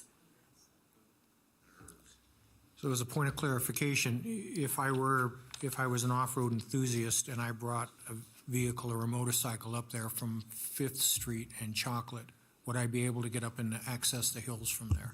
We would be asking for barriers within that area for the public trailhead, so that would be restricted. Okay, and so then that would then displace these individuals that they would have to go somewhere else to find access? For off-road vehicles, they would be moved to a more appropriate area that allows off-road vehicles versus the Red Hill open space, which is deed restricted to not have off-road vehicles in that area already. Are there dedicated areas in that area now for off-road access? Unfortunately, I don't know the answer to that. I'm your newest park planner from December, so in the past 3 months of me organizing information, I don't know that answer off the top of my head, but I can get you that information. And I don't know if Chris can help answer that question in addition. Okay. Thank you. Are there any more questions Yes. for staff?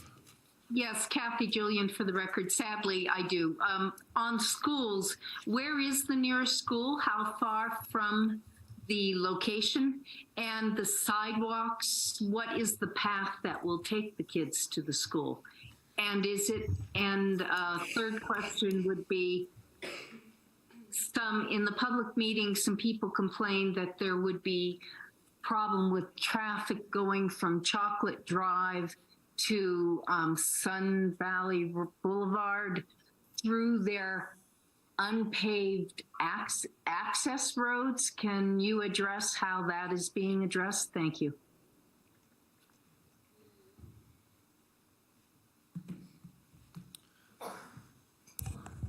Chris Bronzik, Washoe County Planning. So the nearest school is directly to the south of this project, this subject site, and that is Lois Allen Elementary School. The sidewalks, as are proposed, will be on the west end of Chocolate Drive, and if constructed, it will extend from West 2nd Avenue to West 5th Avenue. The school, Lois Allen Elementary, is directly off of West 2nd. As far as your second question, I don't know that I have an answer for that. I don't know if Dwayne has any answers related to that. The intent of Chocolate Drive as a whole is to try and bring as much traffic onto that road to primarily offload them onto West 5th and West 2nd.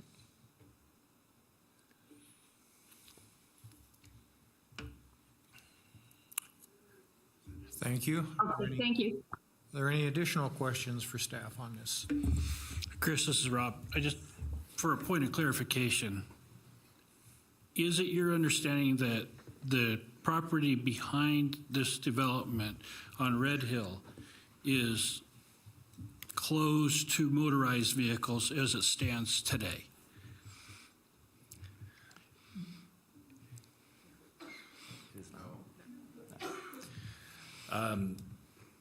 Chris Browns of Washoe County Planning. Based off of questions to our park planner, no, it is not. It is not. Okay. The reason I ask is I've heard that they don't want vehicles up in that area, ATVs. There's a shooting range on the other side of the hill, and there's some safety concerns with the college. That's why I asked. Okay. I had heard that it was closed, so thank you. Okay, any more additional questions for staff? Thank you. Hearing none, we'll go ahead and close that. And is the representative present and wish to speak on this? Good afternoon, Brent Nassett with Kimley Horn here on behalf of the applicant Pedcore Development. All right. Okay, so I'll try also not to be duplicative of the information presented today. We do appreciate staff with all the information that they presented. This project, we've kind of reviewed the location of this, that this is adjacent to the Red Hill open space. There is 2 parcels there today, and it's centered around Chocolate Drive. It is a long linear parcel along this west edge. Here is a graphic, and this might help with your question on the location of the nearest school. So Lois Allen's right to the south there. It's in that red box.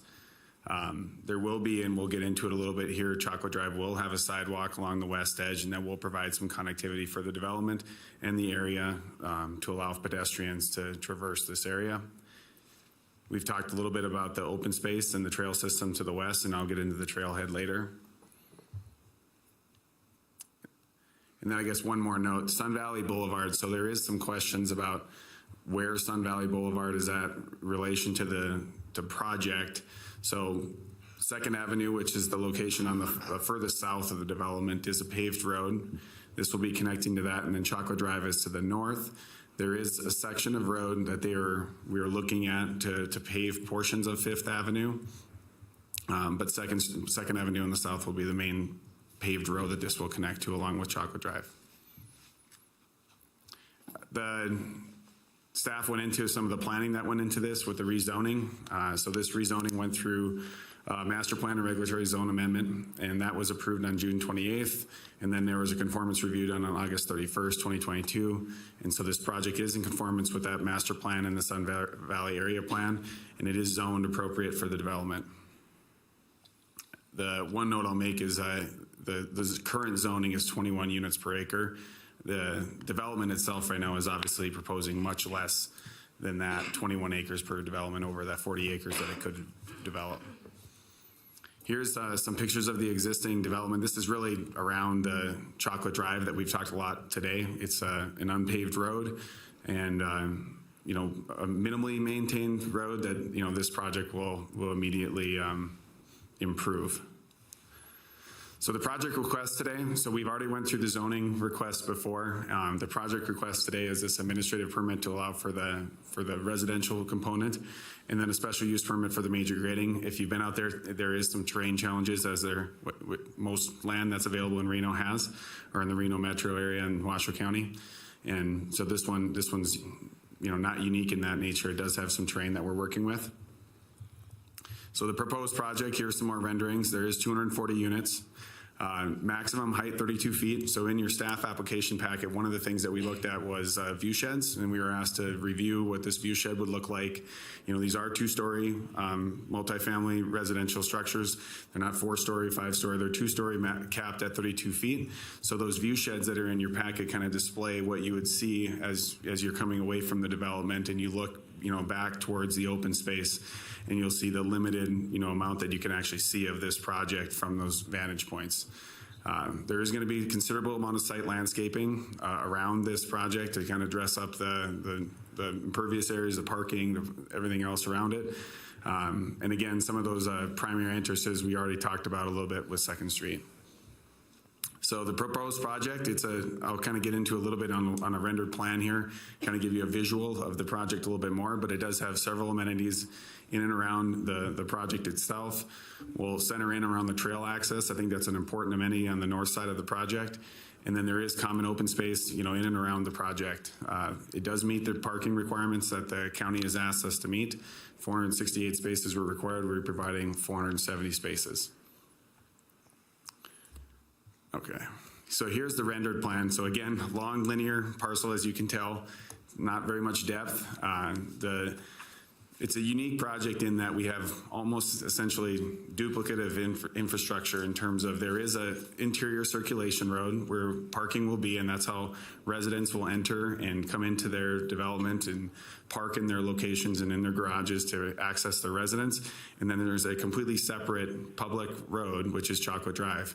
So the main traffic, when the circulation, people, you know, maneuvering their vehicles to get in and out of their residences is going to happen within the development. It will not happen within Chocolate Drive. Chocolate Drive is intended to be a major improvement for emergency access. It's going to be better for waste management. It's going to, you know, in general be better for the public as well. It will be maintained by the county, so it will be cleared in times like we have right now when there's a considerable amount of snow. And so access will be maintained. And then on site, you know, this is kind of a separate deal. So that's going to be maintained by this development, and they'll have full-time management staff on hand. So you can tell there's a couple different amenities on the project, and that's intended to have the residents have, you know, things within their development that they can go to. There's a pool, there's a clubhouse, there's some open space, there's a playground, there's sidewalks throughout it. It's ADA compliant, you know, to the code that we have to meet. And then Chocolate Drive is, you know, to the east, and that also has sidewalks, and that will have a paved road as well.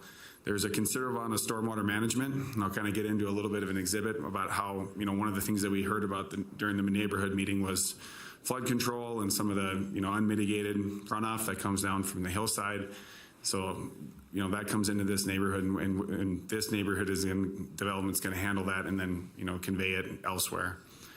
Landscaping shown here, we did ask for reduction in turf, trying to consider the unique, not unique, it's northern Nevada, it's a high desert, so we're trying to be considerate of water, but there will be a considerable amount of landscaping to include any retaining walls, as noted by staff. On the south side of the project is the trailhead. And so this has been a topic of conversation for us, working with Washoe County, the Parks Department and staff.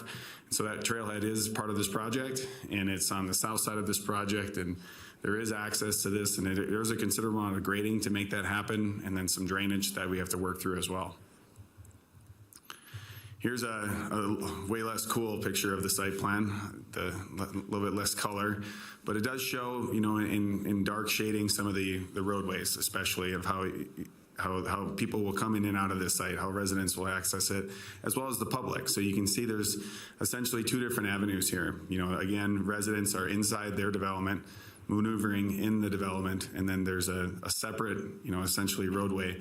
An important part, and county engineer noted this, Mr. Smith mentioned this, but we have been working with neighbors, and we have had a neighborhood meeting, and one of the questions was on access as well. And so there's 18 driveways that will be proposed off of this development to service each of those parcels to the east. So whether or not the grades work, whether they want to connect to that road is a different question, but it will be, at least what we can do, we have made that provision to make sure that there's a driveway connection, there's a curb cut, and it's there.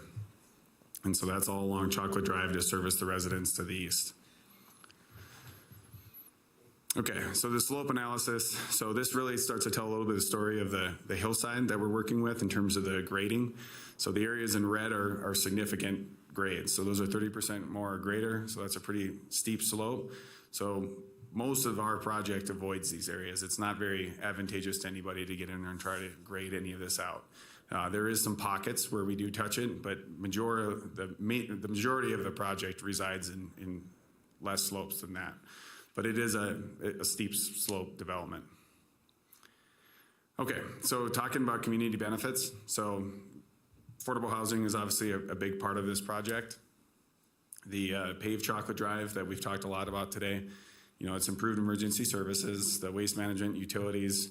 There's also a water tank that's located on the south side of this project. So Sun Valley GID has access and improved access to maintain their project that they have in their facilities as part of this project. Dust control, just in general, access will be improved when you pave it. And then that sidewalk system, which again is going to connect this development to the nearby school and allow for pedestrians to traverse that way. So safer walkways. There is going to be another note that was brought up in the neighborhood meeting was security and what happens with management and how is this going to be maintained. And there is full-time on-site property management that will be provided by this development. The trailhead, so this has been discussed at length today. And so that trailhead you can see here on the right side of the page, that has been provided by this project and is included in the project packet. Again, that's established access where somebody can park and access the open space. It'll limit some of the dumping and various access points that are there today. It'll kind of centralize it a little bit more and make it easier for maintenance. And then a note at the end here is really about the restricted rents as it relates to the affordable aspect of this project. So drainage. So this was brought up extensively during our discussion with the neighborhood meeting. There's a lot of unmitigated runoff that comes down from this development. We've had some pretty significant storms in northern Nevada this fall and winter. So right now, we've got 350 acres of runoff that comes down this hillside right into where Chocolate Drive will reside. And so today, that runoff has nowhere to go except to continue on its way into the development. So with this project, Chocolate Drive will capture that runoff. We have a series of detention basins we have to do to meet the stormwater management requirements of Washoe County. But more importantly, it's going to convey that runoff, attenuate it, slow it down, organize it a little bit more so it doesn't flow uncontrolled into the neighborhood. So this is a significant improvement to drainage. It's a significant improvement to water quality. and it'll allow us to control that runoff and put it in a place where it's supposed to go in ditches and storm drains and such. And we're working actively with staff on where some of that's going to go. Several project meetings have happened on this project, including this one today, but we've had, as I mentioned, a neighborhood meeting where there was a lot of good feedback from the community, and we took a note down of every item that was discussed and prepared a response to each of those items. We've met with regional parks. We've had several conversations with Washoe County Engineering. This is obviously a complicated project in terms of infrastructure, as most projects are these days. And we've had a couple of questions about access easements and how we're going to do that. And we have proposed a way that we can build Chocolate Drive without having to go and onto their property where if they are not willing to provide the easement back. And that was clearly stated by Washoe County Engineering earlier in the presentation. The last bit here, so the agency coordination, again, this project has seen a lot of hands in it, which is great. A lot of, we appreciate, and we talked about this earlier this week, just the back and forth and the robust conversation and the collaboration with staff. And it is a complicated project, but it has been a really cool project in that there's been a lot of obstacles, especially I'm an engineer, and we've had to overcome quite a few of them. We have been in conversation with Sun Valley General Improvement District, so I know there's questions earlier about water rights and how water is going to happen, and so we have a plan with them on how we will. There's an improvements that need to be made for sewer and water, and they've noted what needs to be done. They've done a study, and that's part of what we're working with them right now. With that, I think I'll turn it over to Ryan, and thank you. Ryan Rogers with Petcore Investments, for the record. Thank you. As you can tell, it is very difficult to develop affordable housing. So we really appreciate having worked with staff to get through these various obstacles. This development, I'll go a little bit just to give you a little bit about financing. This is going to be a 221 HUD D4 finance development. We do have an award of home funds from the Washoe County Home Consortium for 240 affordable units. So this development, as you can see here, is going to be set at 240 units. It is starting that process now. So we currently in our pipeline are hoping to close on the finances for this by the fourth quarter of this year. So that is unpredictable, and that is HUD. So sometimes that can go fast and sometimes it goes slow, but that's our current projections. I did want to touch on just a few of the points that were brought up, particularly open space. First of all, I would like to note that technically this is private property as it exists right now. So technically anybody traversing that to get to Red Hill is technically trespassing. There is no open access to the public from this property as it's private. So all along, and again, some of the things that might have been said early on, as we've gone through these various meetings, we start with concept plans. So we haven't submitted anything for formal approval for site plan. We knew all along that we wanted to work to preserve an actual legal open access to Red Hill. We just didn't know what that would look like. So through that process, we were adamant that we were going to work with Parks to provide that. And what's kind of happened as we provide that, Parks has now wanted to put certain restrictions on what can go there. So to no fault of our own, I want to say is that we want it as open as it can be, and those are restrictions that are being put on there for the benefit, I think, of Red Hill itself and in terms of what use will be there. But I think it should be noted that we are providing an access that technically, legally, currently doesn't exist. So we think that that's an added benefit to the community to have that space there to be able to use from now and throughout the future, as it will be restricted to that use to the extent that Washoe County Parks determines it should stay that way for infinitely. The other thing is, again, the students, as you can see through this process, we did have to reach out to Washoe County School Corporation, who indicated, and I don't know how they do calculations, but typically they do calculations, and then they just provide us a notice of whether they have any comment or opposition to the project. And we didn't have any response we had a response that they didn't have any opposition to the development through this process. So we really didn't provide any of our own internal calculations, which I could do from developments, because other than I think a comment we had at a public hearing, we really hadn't had any opposition for the amount of students that might be coming into the school system for this development. Lastly was traffic, and I think you can see what we're proposing we think is going to greatly provide an increased mobility for a lot of different services and workers throughout Washoe County and the residents who live there. We do have a number of individuals that reach out to us that are happy about the fact that this road will get paved. It'll allow services to go through there without delay. It will also restrict the kind of dust and everything that's stirred up through the area as traffic goes through there. I know that traffic is always a concern. I think you can see from where our entrances are for our development, where our main and the paved roads are 2nd and 5th, that although people could drive through other roads, there's no ability to stop anybody driving on whatever road they choose. It doesn't make a lot of sense from route, point to point driving on what people would take in order to get in our development. The main entrance is off 2nd Avenue, 2nd Avenue and Sun Valley Boulevard has a light. Most of the people would go through that route. It's paved all the way to our main entrance. On the north side, as we are working to finish the pavement from where 5th Avenue ends pavement to pave it to the rest of the way to our development, will be the 2nd paved entrance potentially for our development. So that would create 2 paved entrances to our development that would go all the way to Sun Valley Boulevard. So there really wouldn't be a need to use any of the interior roads unless you're going a zigzag route to get to your final destination, which isn't what most people are going to do when they're going from point A to point B. So we think we've done a pretty good job of addressing how the traffic's going to flow in and out of our development. And we hire a third party in order to do the traffic study, which we're assuming that they're taking the standards that are required of them by Washoe County in order to determine what those counts are going to be and how they're going to operate. So we get that report, we provide it to Washoe County, and we do what's necessary according to that report in order to allow traffic to flow as it should flow before our development went into existence.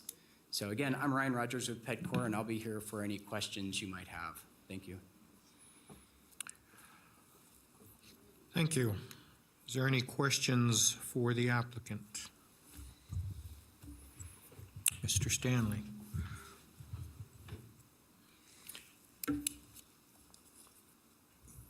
Question for the applicant, maybe 2. The demographics you anticipate for the folks that you'll be serving with this project? Yes. So typically, affordable housing, we cater towards young professionals, service workers, retail, firefighters, paramedics. We would be, for this development in particular, we would be targeting individuals that make between about $40,000 to $67,000 as their income. We are income restricted, so they have to be within that. That does change yearly because it's driven by HUD data that's provided determining what those cap limits are. And with inflation, those limits typically are going up as the years go by, now much faster than they were before. So that's typically what we find are being used in our development, and why that need is there, because right now retail workers, those types of young professionals trying to start their careers, are having a very difficult time living and working in the communities that they want to be in. And along with that, how would you assess the number of school-aged children? It doesn't sound like that would be high, but what's your analysis on that? Well, and I could provide you something of a portfolio analysis. I don't have that on me, but typically I would probably say you're looking at about a 0.5 for a 2-bedroom apartment. It's very low, almost minuscule for a 1-bedroom. Usually it would be a newborn and somebody who may be in transition. And then it's usually about two children for a 3-bedroom apartment. Okay, so what's the math on that? That would be, let's see here, 96 plus 60. So about 156 children for the development. All right. And again, there's a lot of flux in that. We also are, because we have rent restrictions, we also have to document the family size, because that's how the rents are determined. So unlike some market rate developments, we have a tighter control on how many individuals are in each unit. That's required to be underwritten every single year that they remain in the unit. So there are also some parameters in restricting, overfilling an apartment with bedrooms. That's why the numbers I don't know if they look small or big, but that's about where they land. Okay. And I would assume that some of that design is driven by qualifying for the home consortium funding and so forth? Well, yes, that would be, it's in addition to that, it's, we would get 4% tax credits that's administered by the Nevada Housing Division and tax exempt bonds. And the consortium funds are HUD home funds, or federal home funds. And all of those together would require us to do these types of intake when we're taking in individuals in order to document their income to make sure that they qualify for these paying lower rents, and that we limit the number of individuals in each unit. Okay, and those are federal programs, correct? That's correct. Okay, thank you. Additional questions? Kathy Julian? Mr. Christensen, go ahead. For the record, excuse me, Don Christensen. I'm concerned about the drainage, okay? I see on illustration on page 7, there are 2 detention basins.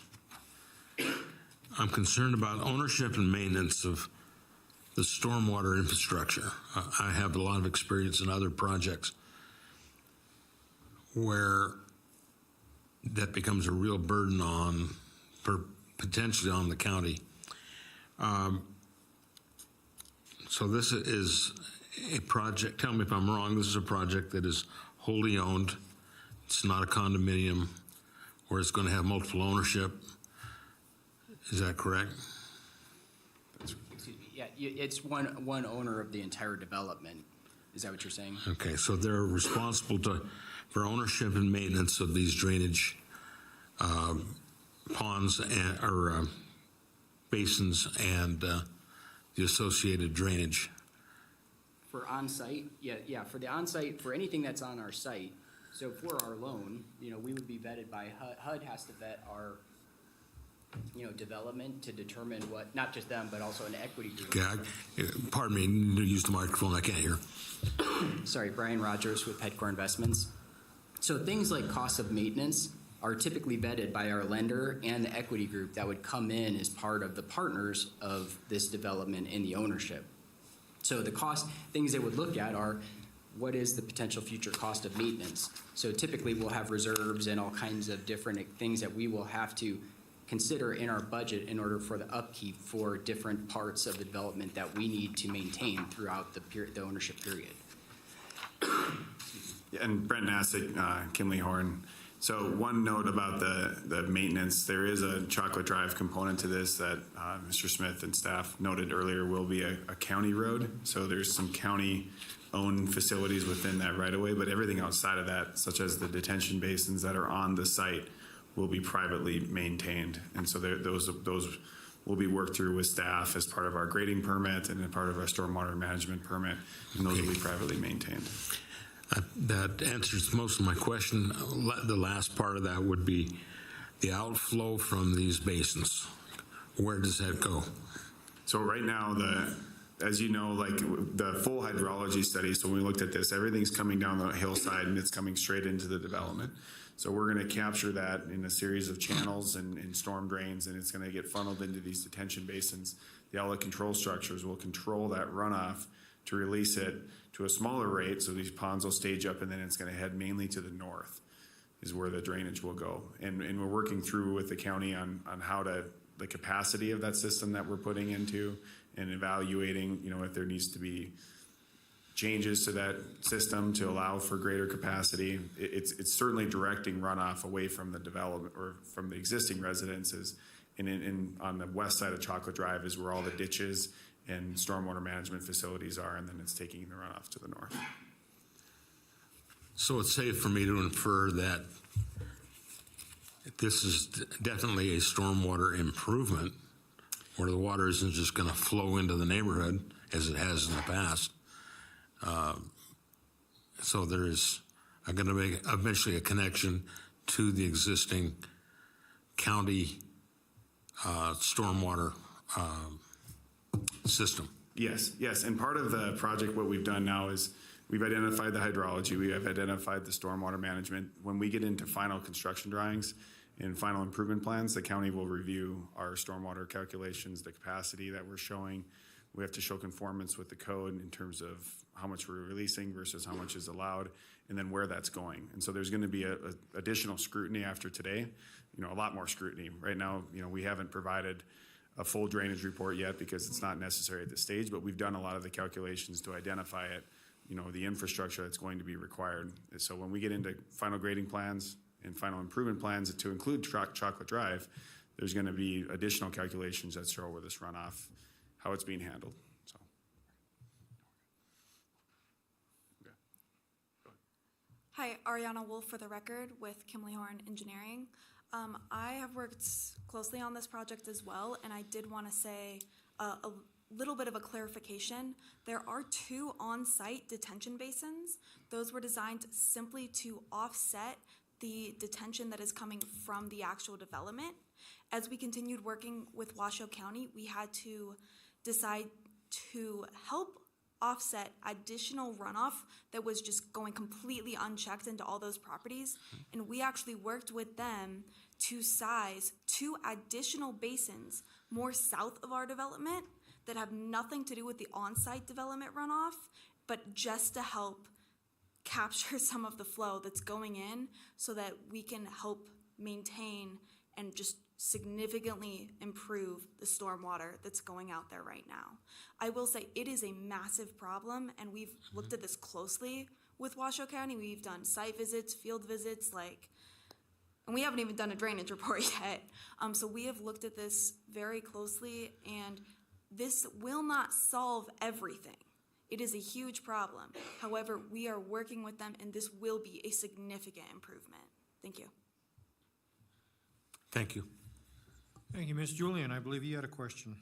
Yes, just following up on that, and pardon my ignorance, what exactly will a detention basin look like, let's say, in a very wet period of season?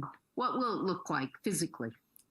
Yeah, so a detention basin, what it does, it's a depression. It's not intended in probably other climates in the country. There might be water in it all the time. Normally in northern Nevada, there won't be any water in these detention basins at all. It'll be dry, and there's going to be landscaping, and it will have to meet the requirements of the county code in terms of how the slopes are maintained and stabilized. So what you'll see is a small depression that's out there. In some cases, in some of the spots in the development, it's a little bit bigger. It's a big depression. As water comes into the development and it gets captured by channels and storm drains and such, that pond will start to fill up. And so what we do is we'll run calculations to understand, is it a couple we look at several different storm events to include a 100-year event. What happens to this pond, and it eventually will fill up to a point where it will start to spill into the outlet control structure, and that thing just controls the runoff and sends it, at a metered rate over time instead of all of it coming at once. So there will be, in larger events, there will be water in these stormwater basins, which is good because that's the point of it. We want to hold this runoff instead of sending it uncontrolled somewhere. We're going to hold it, let the storm event continue and pass, and then it will retain that water for a period of time after the storm event, and it allows it to slowly meter it out and, allows the system to have the right capacity to convey it. Okay, thank you. And last question is, one of the comments from the public was on the increased traffic coming from these residents. Did you consider looking at speaking with RTC about bus service that might actually come by the units? Yeah, and our traffic engineer that prepared the traffic report is here tonight, and he can speak to the data that was presented and a little bit of the calculations that were behind there. So if you don't mind, I would like to turn it over to David. So go ahead. Hi, my name is David Jockman with Kimley Horn for the record. Your question was about RTC bus service. So with every traffic study we submit, that is shared with the RTC for their comments as well. It is ultimately up to the RTC to decide where they would like to provide bus service. So that is not a recommendation or a decision made by a traffic study.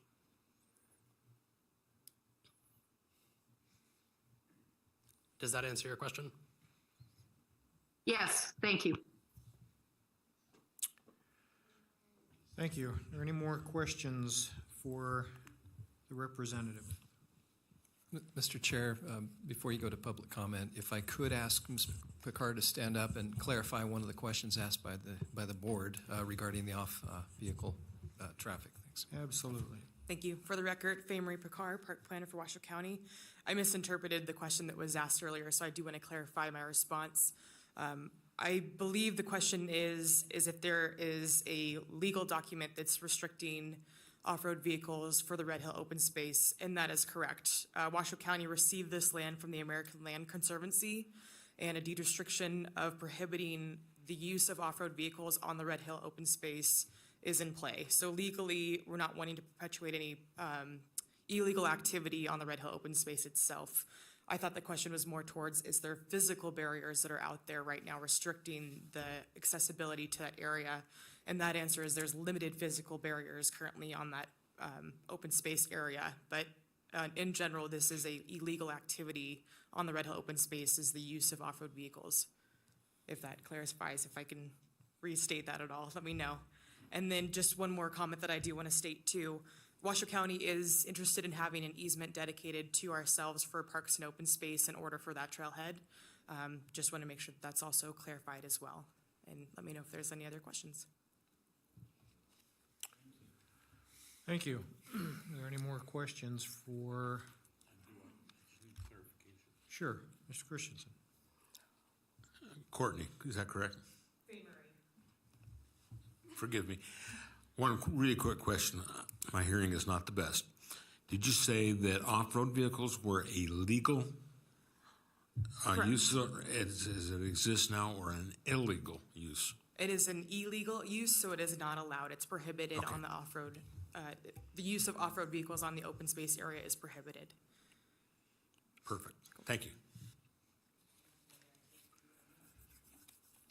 Thank you. Any additional questions for the representatives? Seeing none, we'll go ahead and close that, and we'll open it up to public comment. We'll go to staff and ask if there's anyone in chambers or via Zoom wishing to speak at this time. I have Luis Godoy in chambers. Please state your name for the record.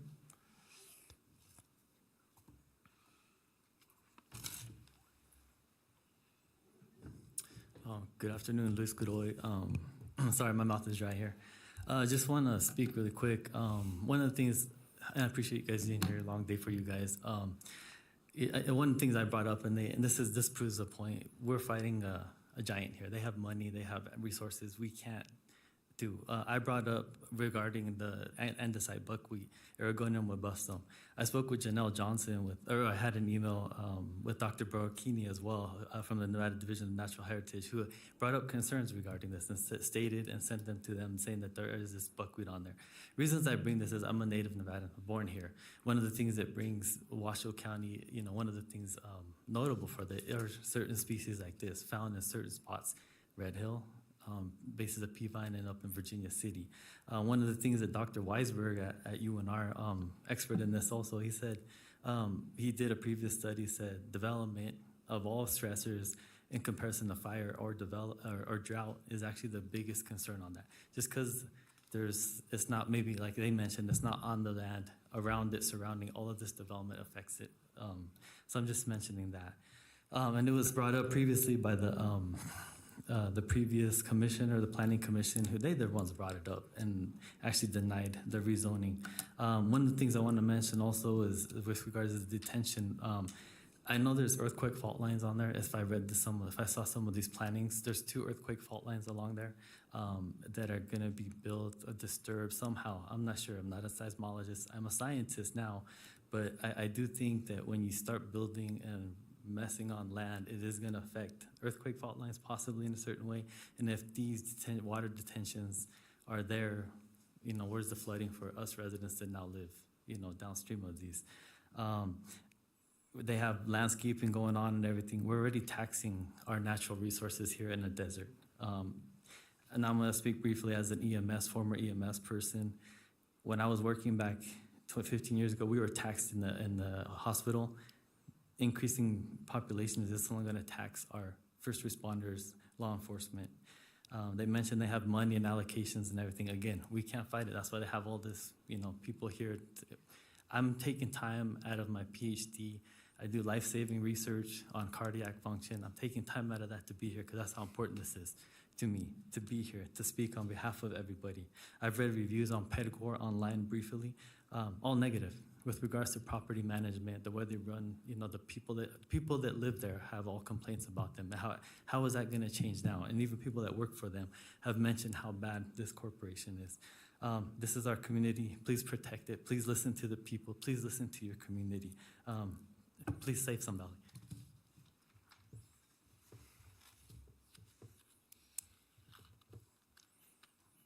I have Carol Burns in Chambers.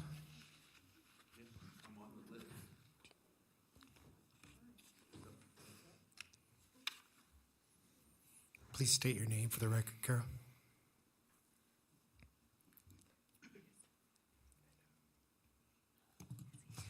My name is Carol Burns, and I'm a resident of Sun Valley since 1970, and I'm also on the CAB of Sun Valley.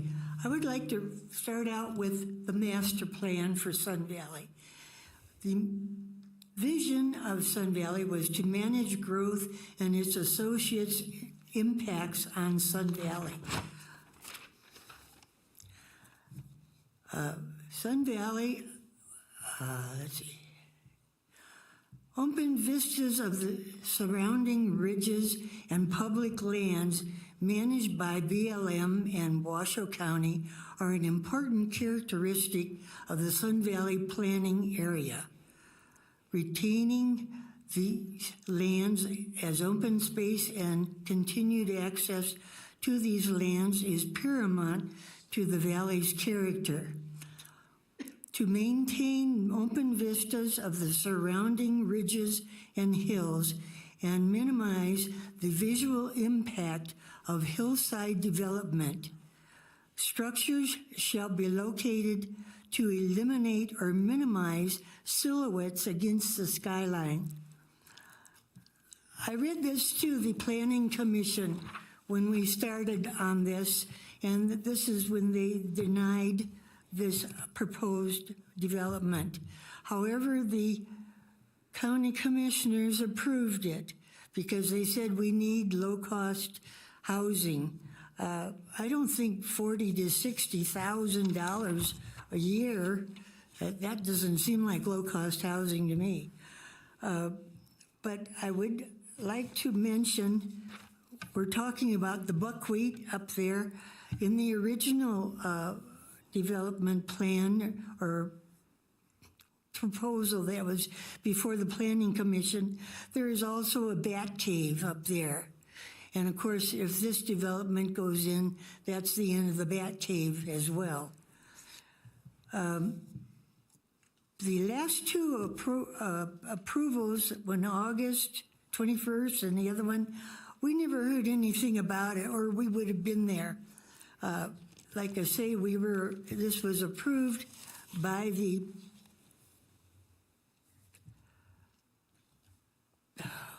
anyway. I would like to also mention that the Petco company is not a desirable business that we want in our area. If you would go online, there are 30 pages of complaints about this company. They're from Indiana. They go around the United States and develop these proposals or developments, and after 5 years, they leave. They're saying, "Oh, we're going to be there forever." They are not going to be there forever. They're talking about the pools. I guess I'm supposed to stop. Yep. Thank you, Ms. Burns. We appreciate it.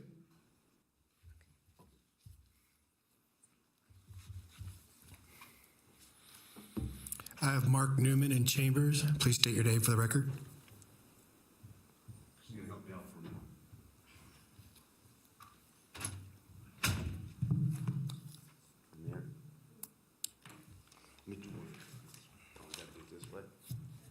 Okay.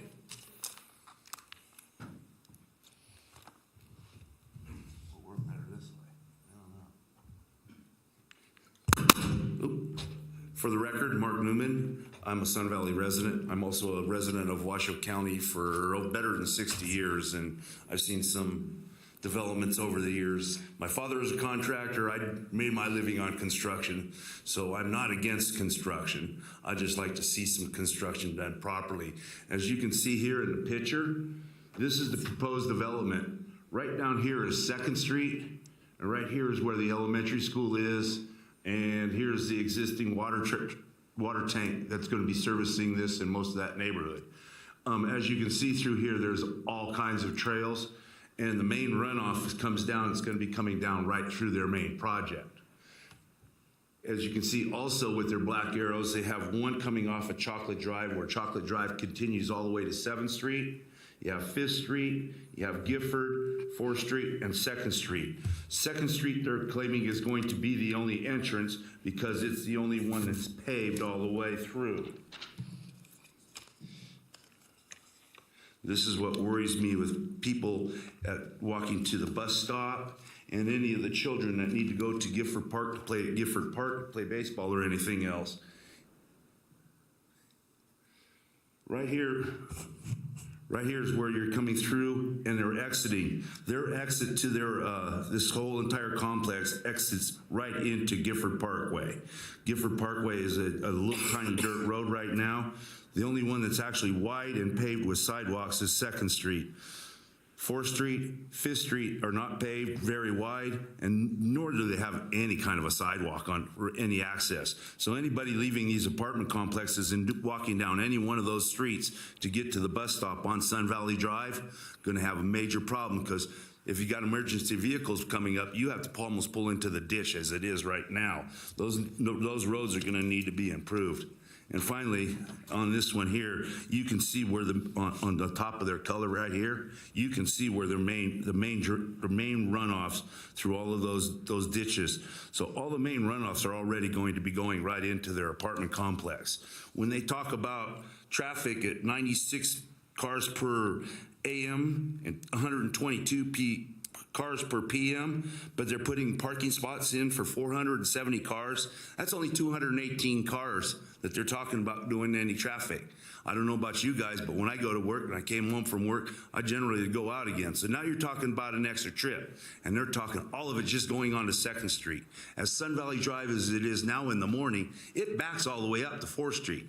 Do you think these cars are all going to just sit there and wait to get let in? They're going to be taking 4th Street and Gifford. They're not going to go all the way down to 5th Street and then try to go all the way around. So there need to be some infrastructure improvements and badly before this whole development takes place. Thank you. Thank you.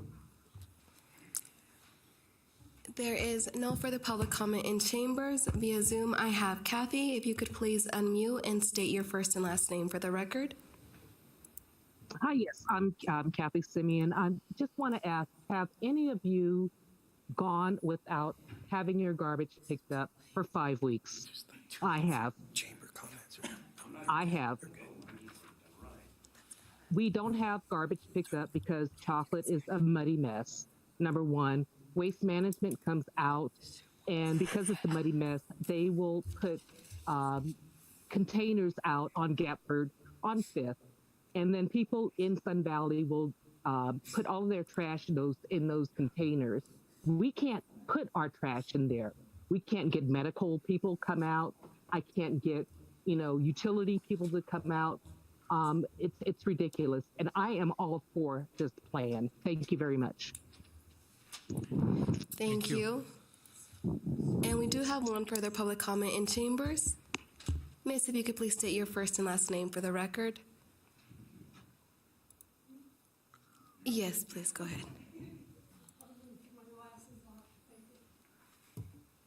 I'm Sue Boyd. I live on West 4th Street, and I can't believe you guys think that nobody's going to be alone at 4th Street to go to this place. And the road is very damaged right now after this winter, and I can't imagine that you're not going to be having all your construction trucks driving up 4th Street.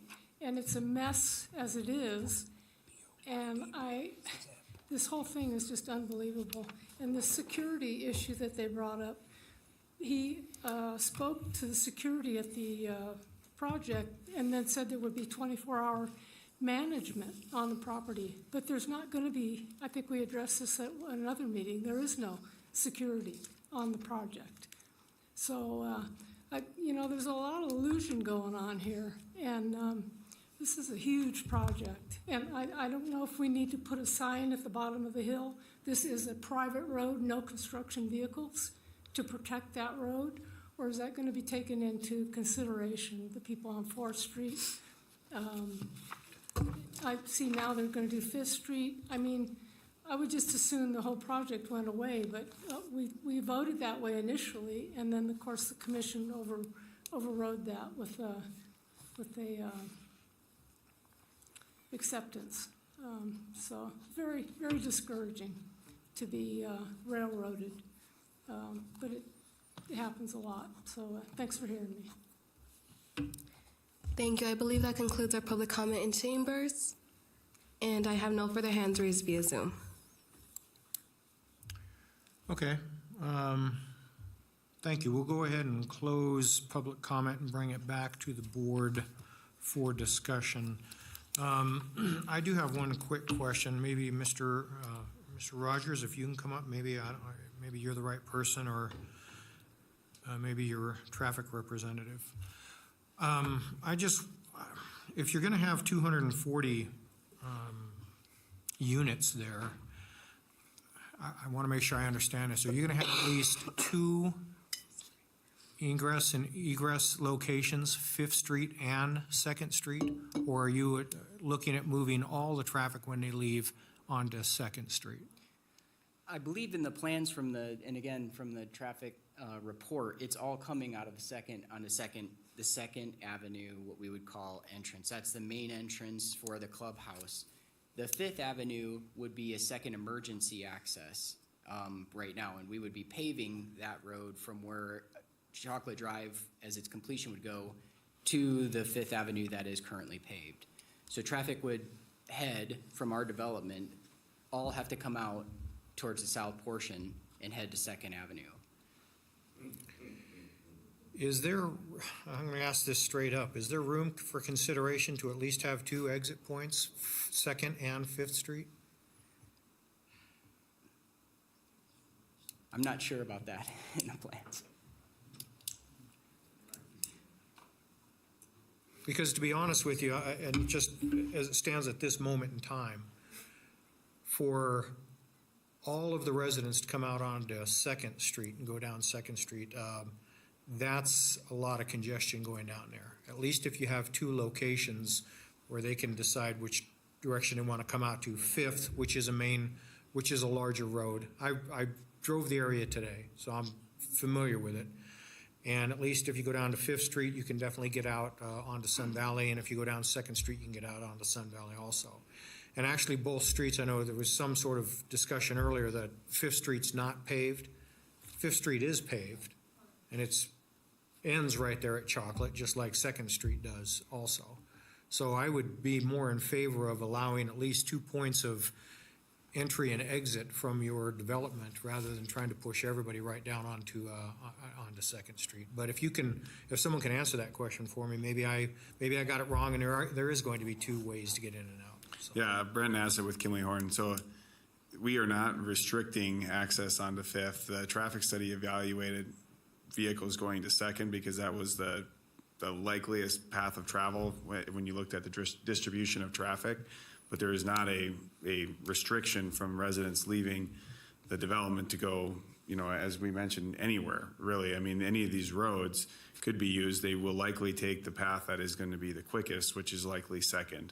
So that's when we looked at in the traffic study on 2nd. But there is not going to be a permanent barrier to 5th Street at all for this project. It'll be accessible for emergency, and we're required to have 2 points of ingress and egress for emergency.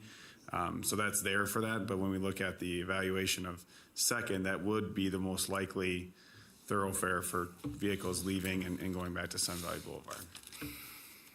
Okay. I'm not looking for the emergency entrance or exit, i.e. those are usually gated and then they're ungated, they're opened up when there's a reason for it. I'm looking at actually potentially two locations of 240 unit complex to be able to decide which way is best for them to get out and get onto Sun Valley, because we do know that Sun Valley is in fact getting crowded right now. So, Mr. Smith, I believe you want to jump in here. Yeah, Mr. Thomas, and I certainly don't mean to push aside the consultants for the developer, but I think traffic is something that I'm pretty passionate about, and I want to kind of set some understanding here. We can talk about numbers and we can talk about those things, but I first want to start out and let you know, of course, that any development in Washoe County is going to comply with Washoe County's design standards, including this project. So we are requiring them to use the ITE, the Institute of Transportation Engineers, 11th edition design manual for multifamily housing to determine the number of trips generated for this project. So I looked at those numbers as well, and I had the same thought. But I went back and I verified that they're following the correct best practices under the current engineering design standards. So I just want to make sure that we're clear on that, number one. Number two, as part of this project goes in, when we looked at this, when they first came to us and we looked at this, we wanted to make sure that there was several things met, several considerations met. Primary access is always key. That has to be designed and built to Washoe County standards. And if there's off-site improvements that are required, those off-site improvements will be done and will be paid for by the developer. The second thing that we look for is emergency access. Now, in some conditions, and I bet you've seen projects, I know you've seen projects where there has been secondary emergency access. And in a lot of those cases, those areas are gated, right? So you'll see a 20-foot wide paved, because it has to meet the requirements for axle loading, it has to meet the requirements for the fire protection district, it has to meet the requirements for the emergency service providers, not just to gain access themselves, but for residents to evacuate areas under certain conditions. So we have rigorous requirements, all of us do, fire department, us, et cetera, to make sure that those secondary emergency accesses meet those standards. In this case, this development, like all, have to have secondary access. That is 5th Street. It is not going to be gated. It is not going to be restricted. It is a secondary access. I just want to be clear, don't get hung up on the term secondary emergency. It is access. So this will allow for the distribution of traffic as we see fit. The gentleman, apologize if your name just dropped down on my brain. It's been a long day as well. Yes, thank you. Mr. Newman, Mark Newman. Mr. Newman and I have spoken prior outside board meeting before, and he brings up a great point. There needs to be adequate sidewalks and transportation pathways throughout this area. Every time we see new development come in, we condition them to make those necessary improvements. But we cannot condition every development to do everything, right? So Washoe County also has a good history in the Sun Valley area of seeking grants to construct sidewalks, to construct other accesses. We've seen that. CDBG comes to mind, Community Development Block Grant Programs. So those are things that I'm committed to, and our department is committed to as we continue to see the needs grow in this area, in other areas of Washoe County too. So it's not just Sun Valley, we're looking at all areas as well. But I just wanted to step in, and I apologize, I don't mean to cut anybody short, but I just want to make sure that everybody understands that it's our requirements that are going to be met with this project. We're going to review those traffic control plans that are going to be put into place when they identify what their haul routes are. So don't forget about haul routes with construction. We're going to make sure that those meet our requirements. If they damage Washoe County infrastructure during construction on those haul routes, they fix that. So we go out, we inspect, we video, and we make sure that the haul routes are identified. That's where the construction traffic goes. We make sure that ultimately that the development meets the minimum ITE requirements per our design manual. We've had those discussions with the traffic engineers. So I wanted to give you a little bit of clarity on those things. Thank you. Mr. Smith, just make sure I understood you correctly and the board members understood you correctly, that there will be free access at two locations, 2nd Street and 5th Street, to come in and out of that project. Yes, there will not be an emergency access gate or control on the new Chocolate Drive as it enters Fifth Street. Thank you. I appreciate the clarification on that. Mr. Stanley? Mr. Smith? Mr. Smith, before you get gone, one additional area of clarification. There was some concern, if you don't mind, there was some concern about traffic on unpaved roads. Is there, and I know, as you said, you're excited about getting Chocolate paved properly. Are there plans for those, some of the other roads? I think there's one that starts with a G, maybe Gibson. Gufford. Yeah, are there any plans on your books, maybe apart from this project, but on your books for paving some of those roads? Not currently. Thank you. Okay, bringing it back to the board, for further discussion. May I ask, this is Kathy Julian for the record, may I ask Mr. Smith a follow-up question on that, on the construction vehicles? Absolutely. Is it in the capacity of the county to tell the construction vehicles that they cannot go on those unpaved roads? And who owns those unpaved roads like Gephardt or Gepson or whatever? Is that private roads or are those county roads? Can you do the overhead? Commissioner, give me just a second. I had kind of anticipated maybe your question just a little bit. I'm hoping that you can see this on the overhead. So to answer your question, your first part of the question, will construction traffic be able to randomly drive anywhere they want to drive? And the answer is no. That's what a traffic control plan with a haul route that's required for every project that will be put in place. Have we had issues in the past where maybe one of the drivers wasn't aware of that? Yes. Will that occur on this project? I would guarantee you that something will happen, but at that point, we have conversations. We have conversations with our contractor partners, with the developer, with those representatives to address those issues. No. Dwayne, just let us know which one, which slide. I've got my little tablet here. Oh, the doc cam, got it.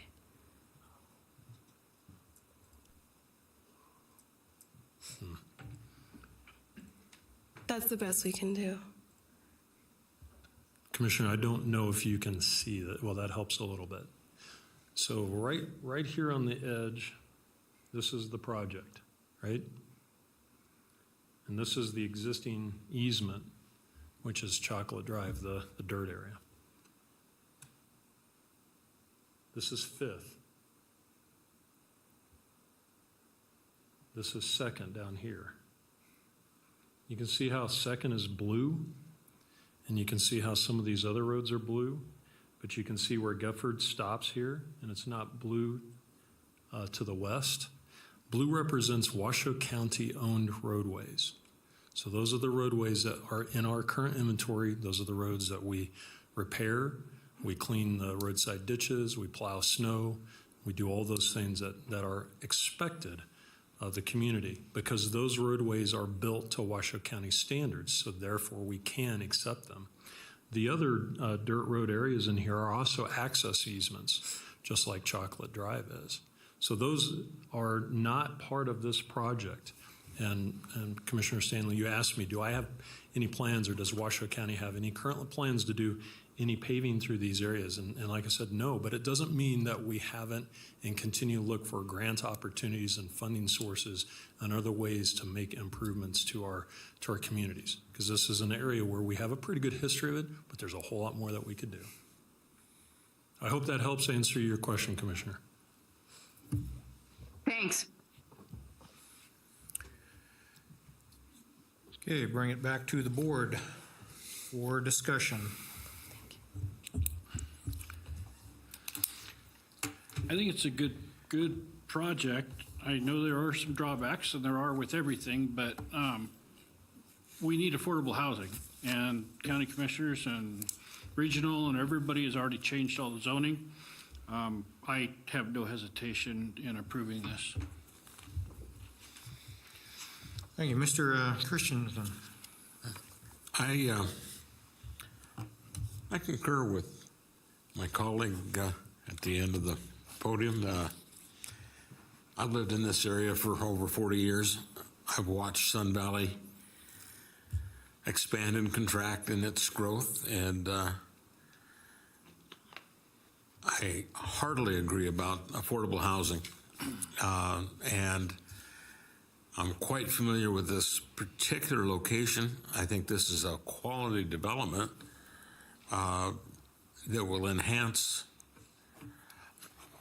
the lives of many people in that area and those that would come and live there.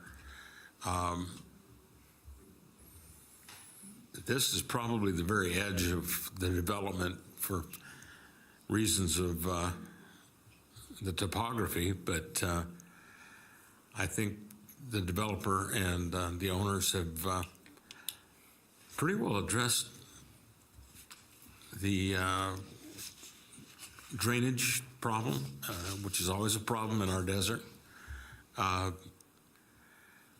Yes, there are problems, but I think overall, I can do nothing but support this this project as written. Thank you. Let me step in here real quick too. First of all, what I'd like to say is I'd like to congratulate staff for, I thought there was a very thorough job on this. I thought you addressed the points point by point, and the positions that you took were well laid out, so I do appreciate that. On top of that, I also want to take a moment and also thank the applicant who actually supplied some clarifying information and some good supporting documentation, along with other representatives from Washoe County. And that is not to exclude anybody from the Sun Valley area of their taking their time out of their busy day to come here and express their point of view too. I think that's also very important. That being said, it would appear to me that looking through the document in and of itself, when it came to conditions, what I found very interesting in the years that I have been on this board was the amount of conditions that were required for this project to go forward. They were extensive. They were 8 pages of conditions. And in all my years here, I have never seen 8 pages of conditions.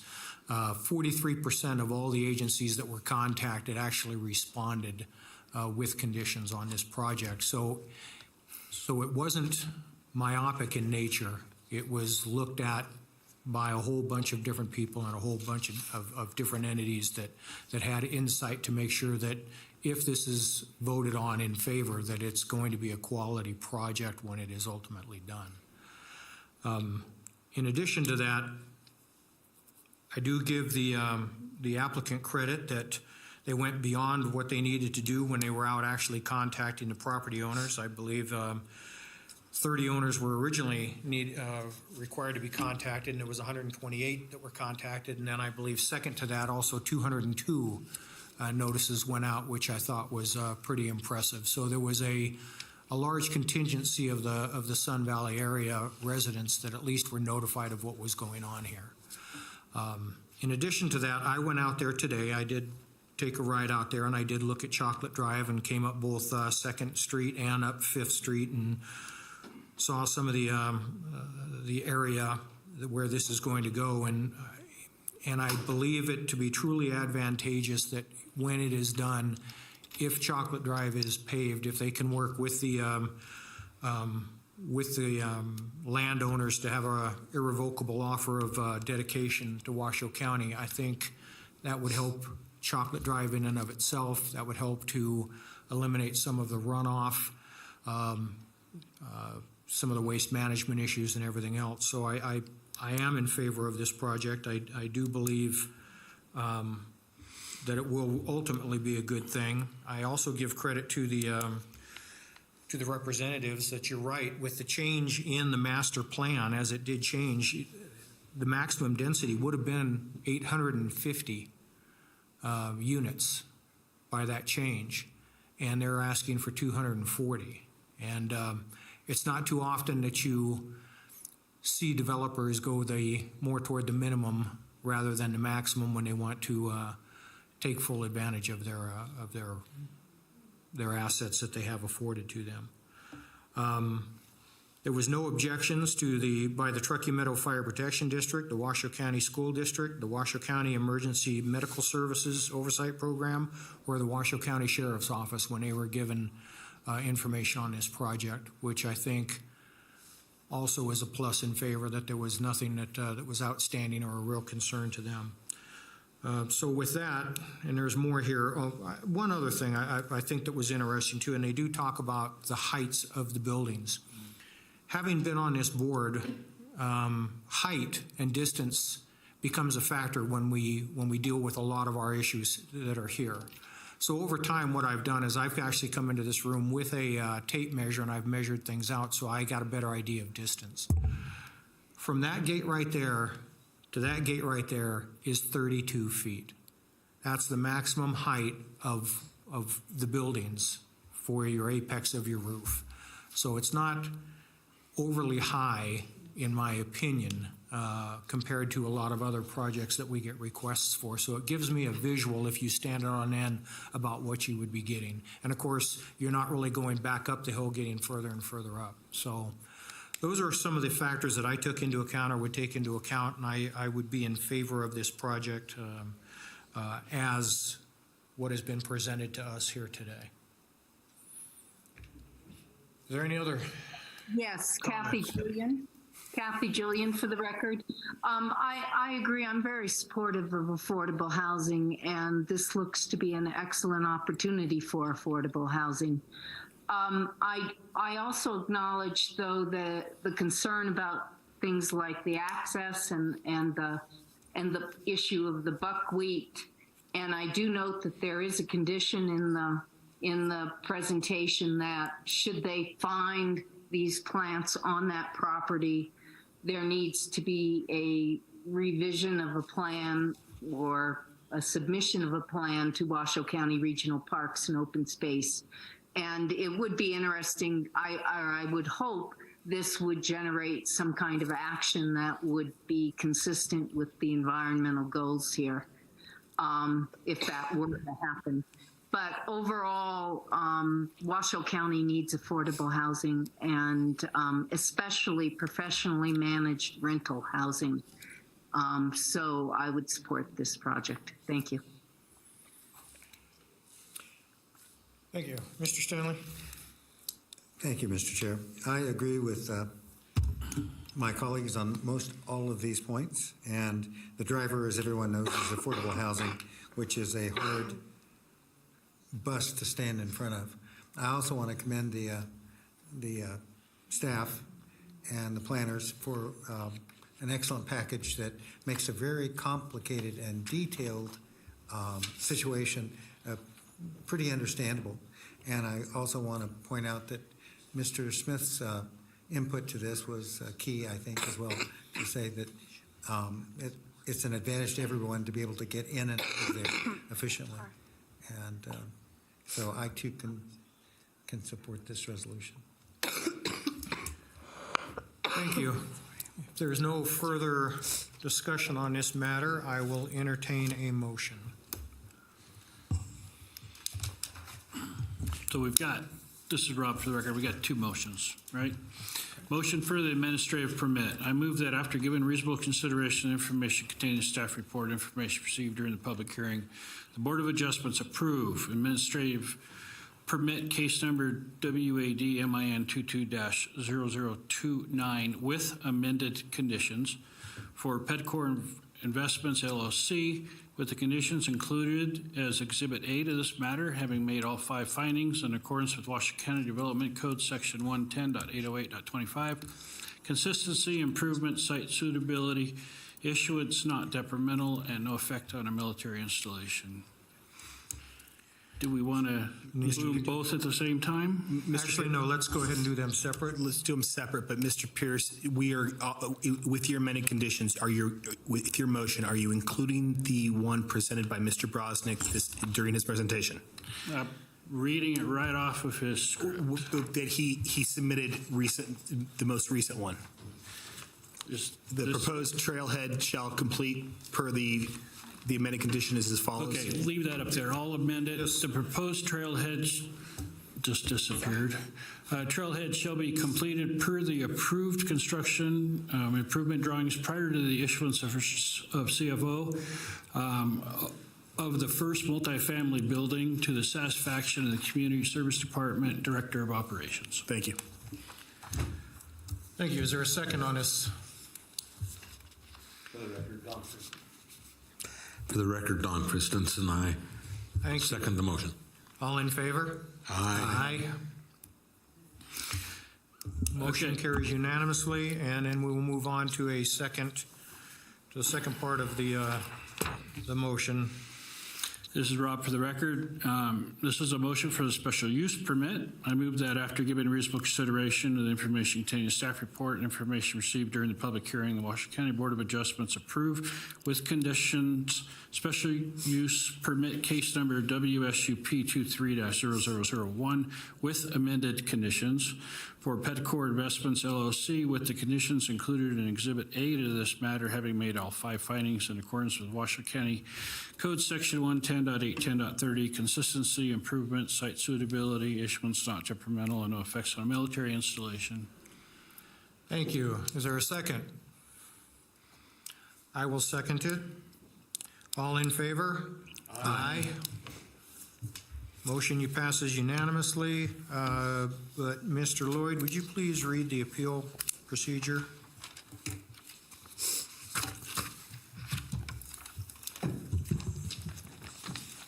Thank you. Somebody stole it.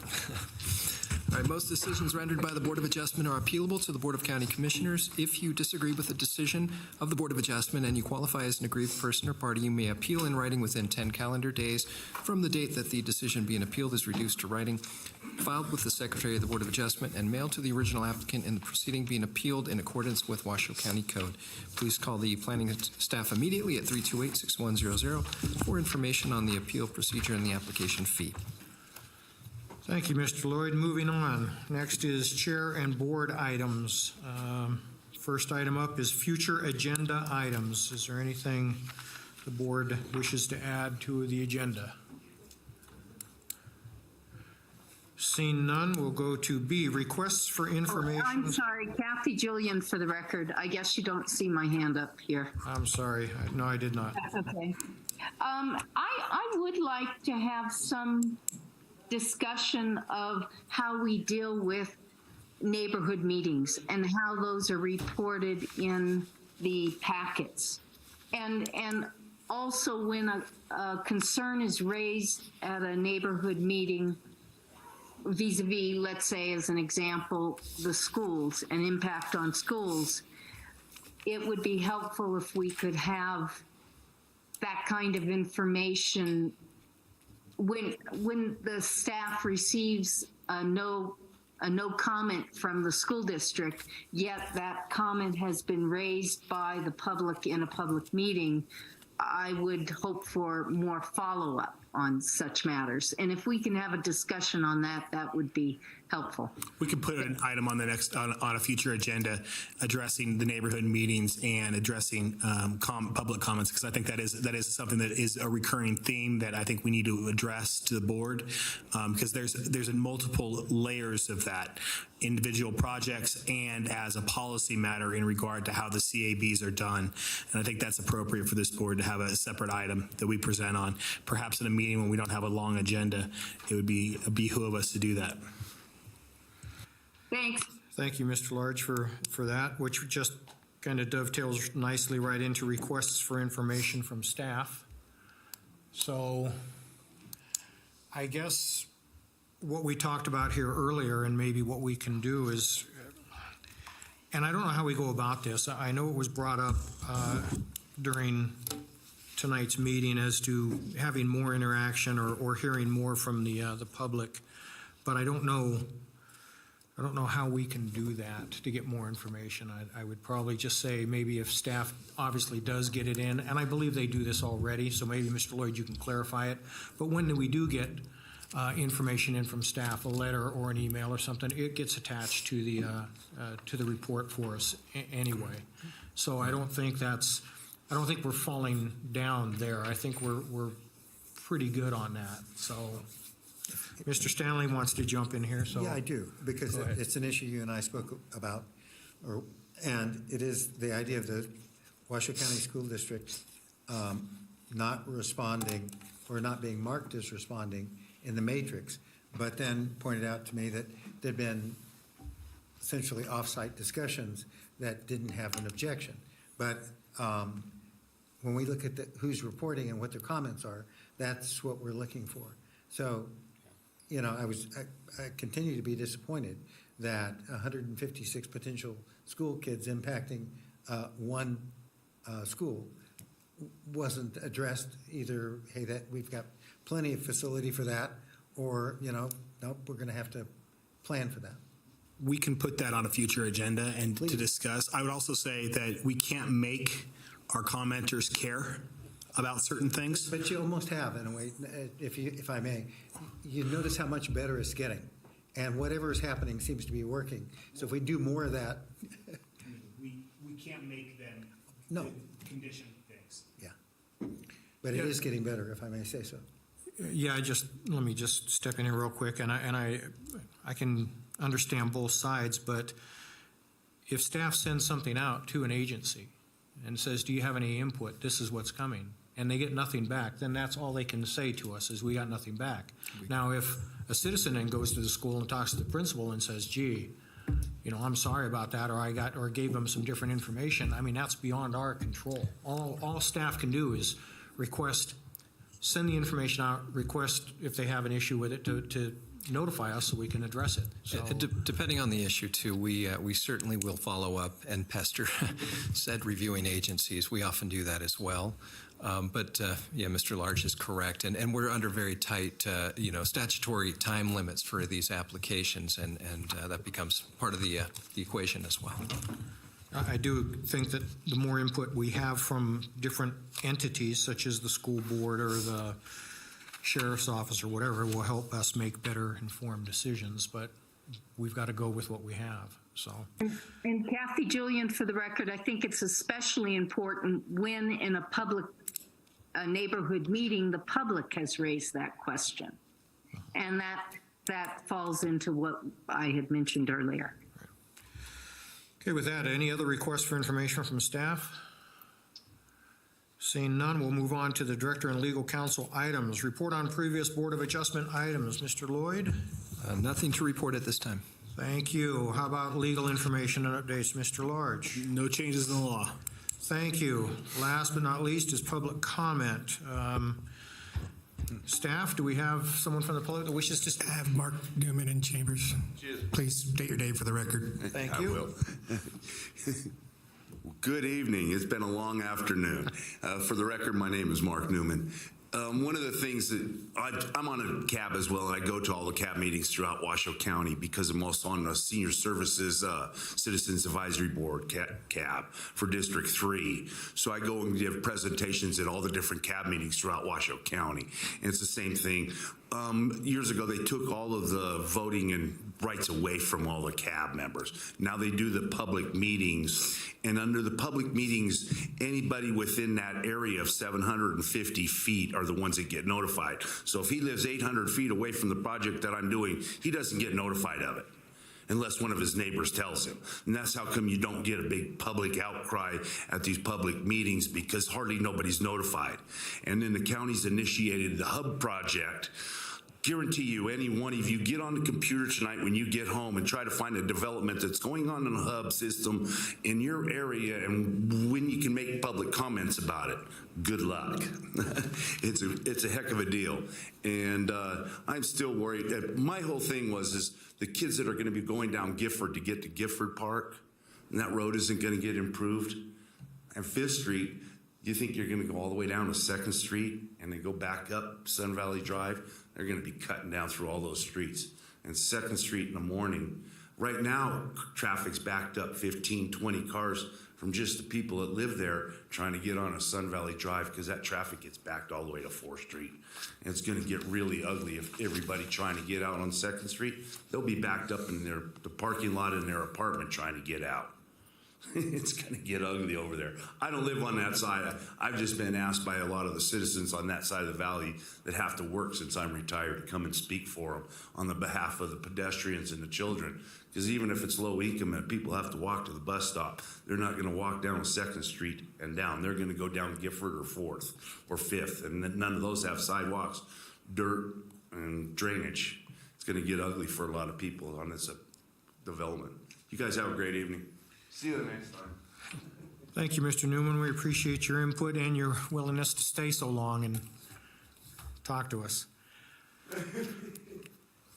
How about staff? Staff, is there anyone else from the public wishing to speak? That concludes public comment. Thank you. We are adjourned.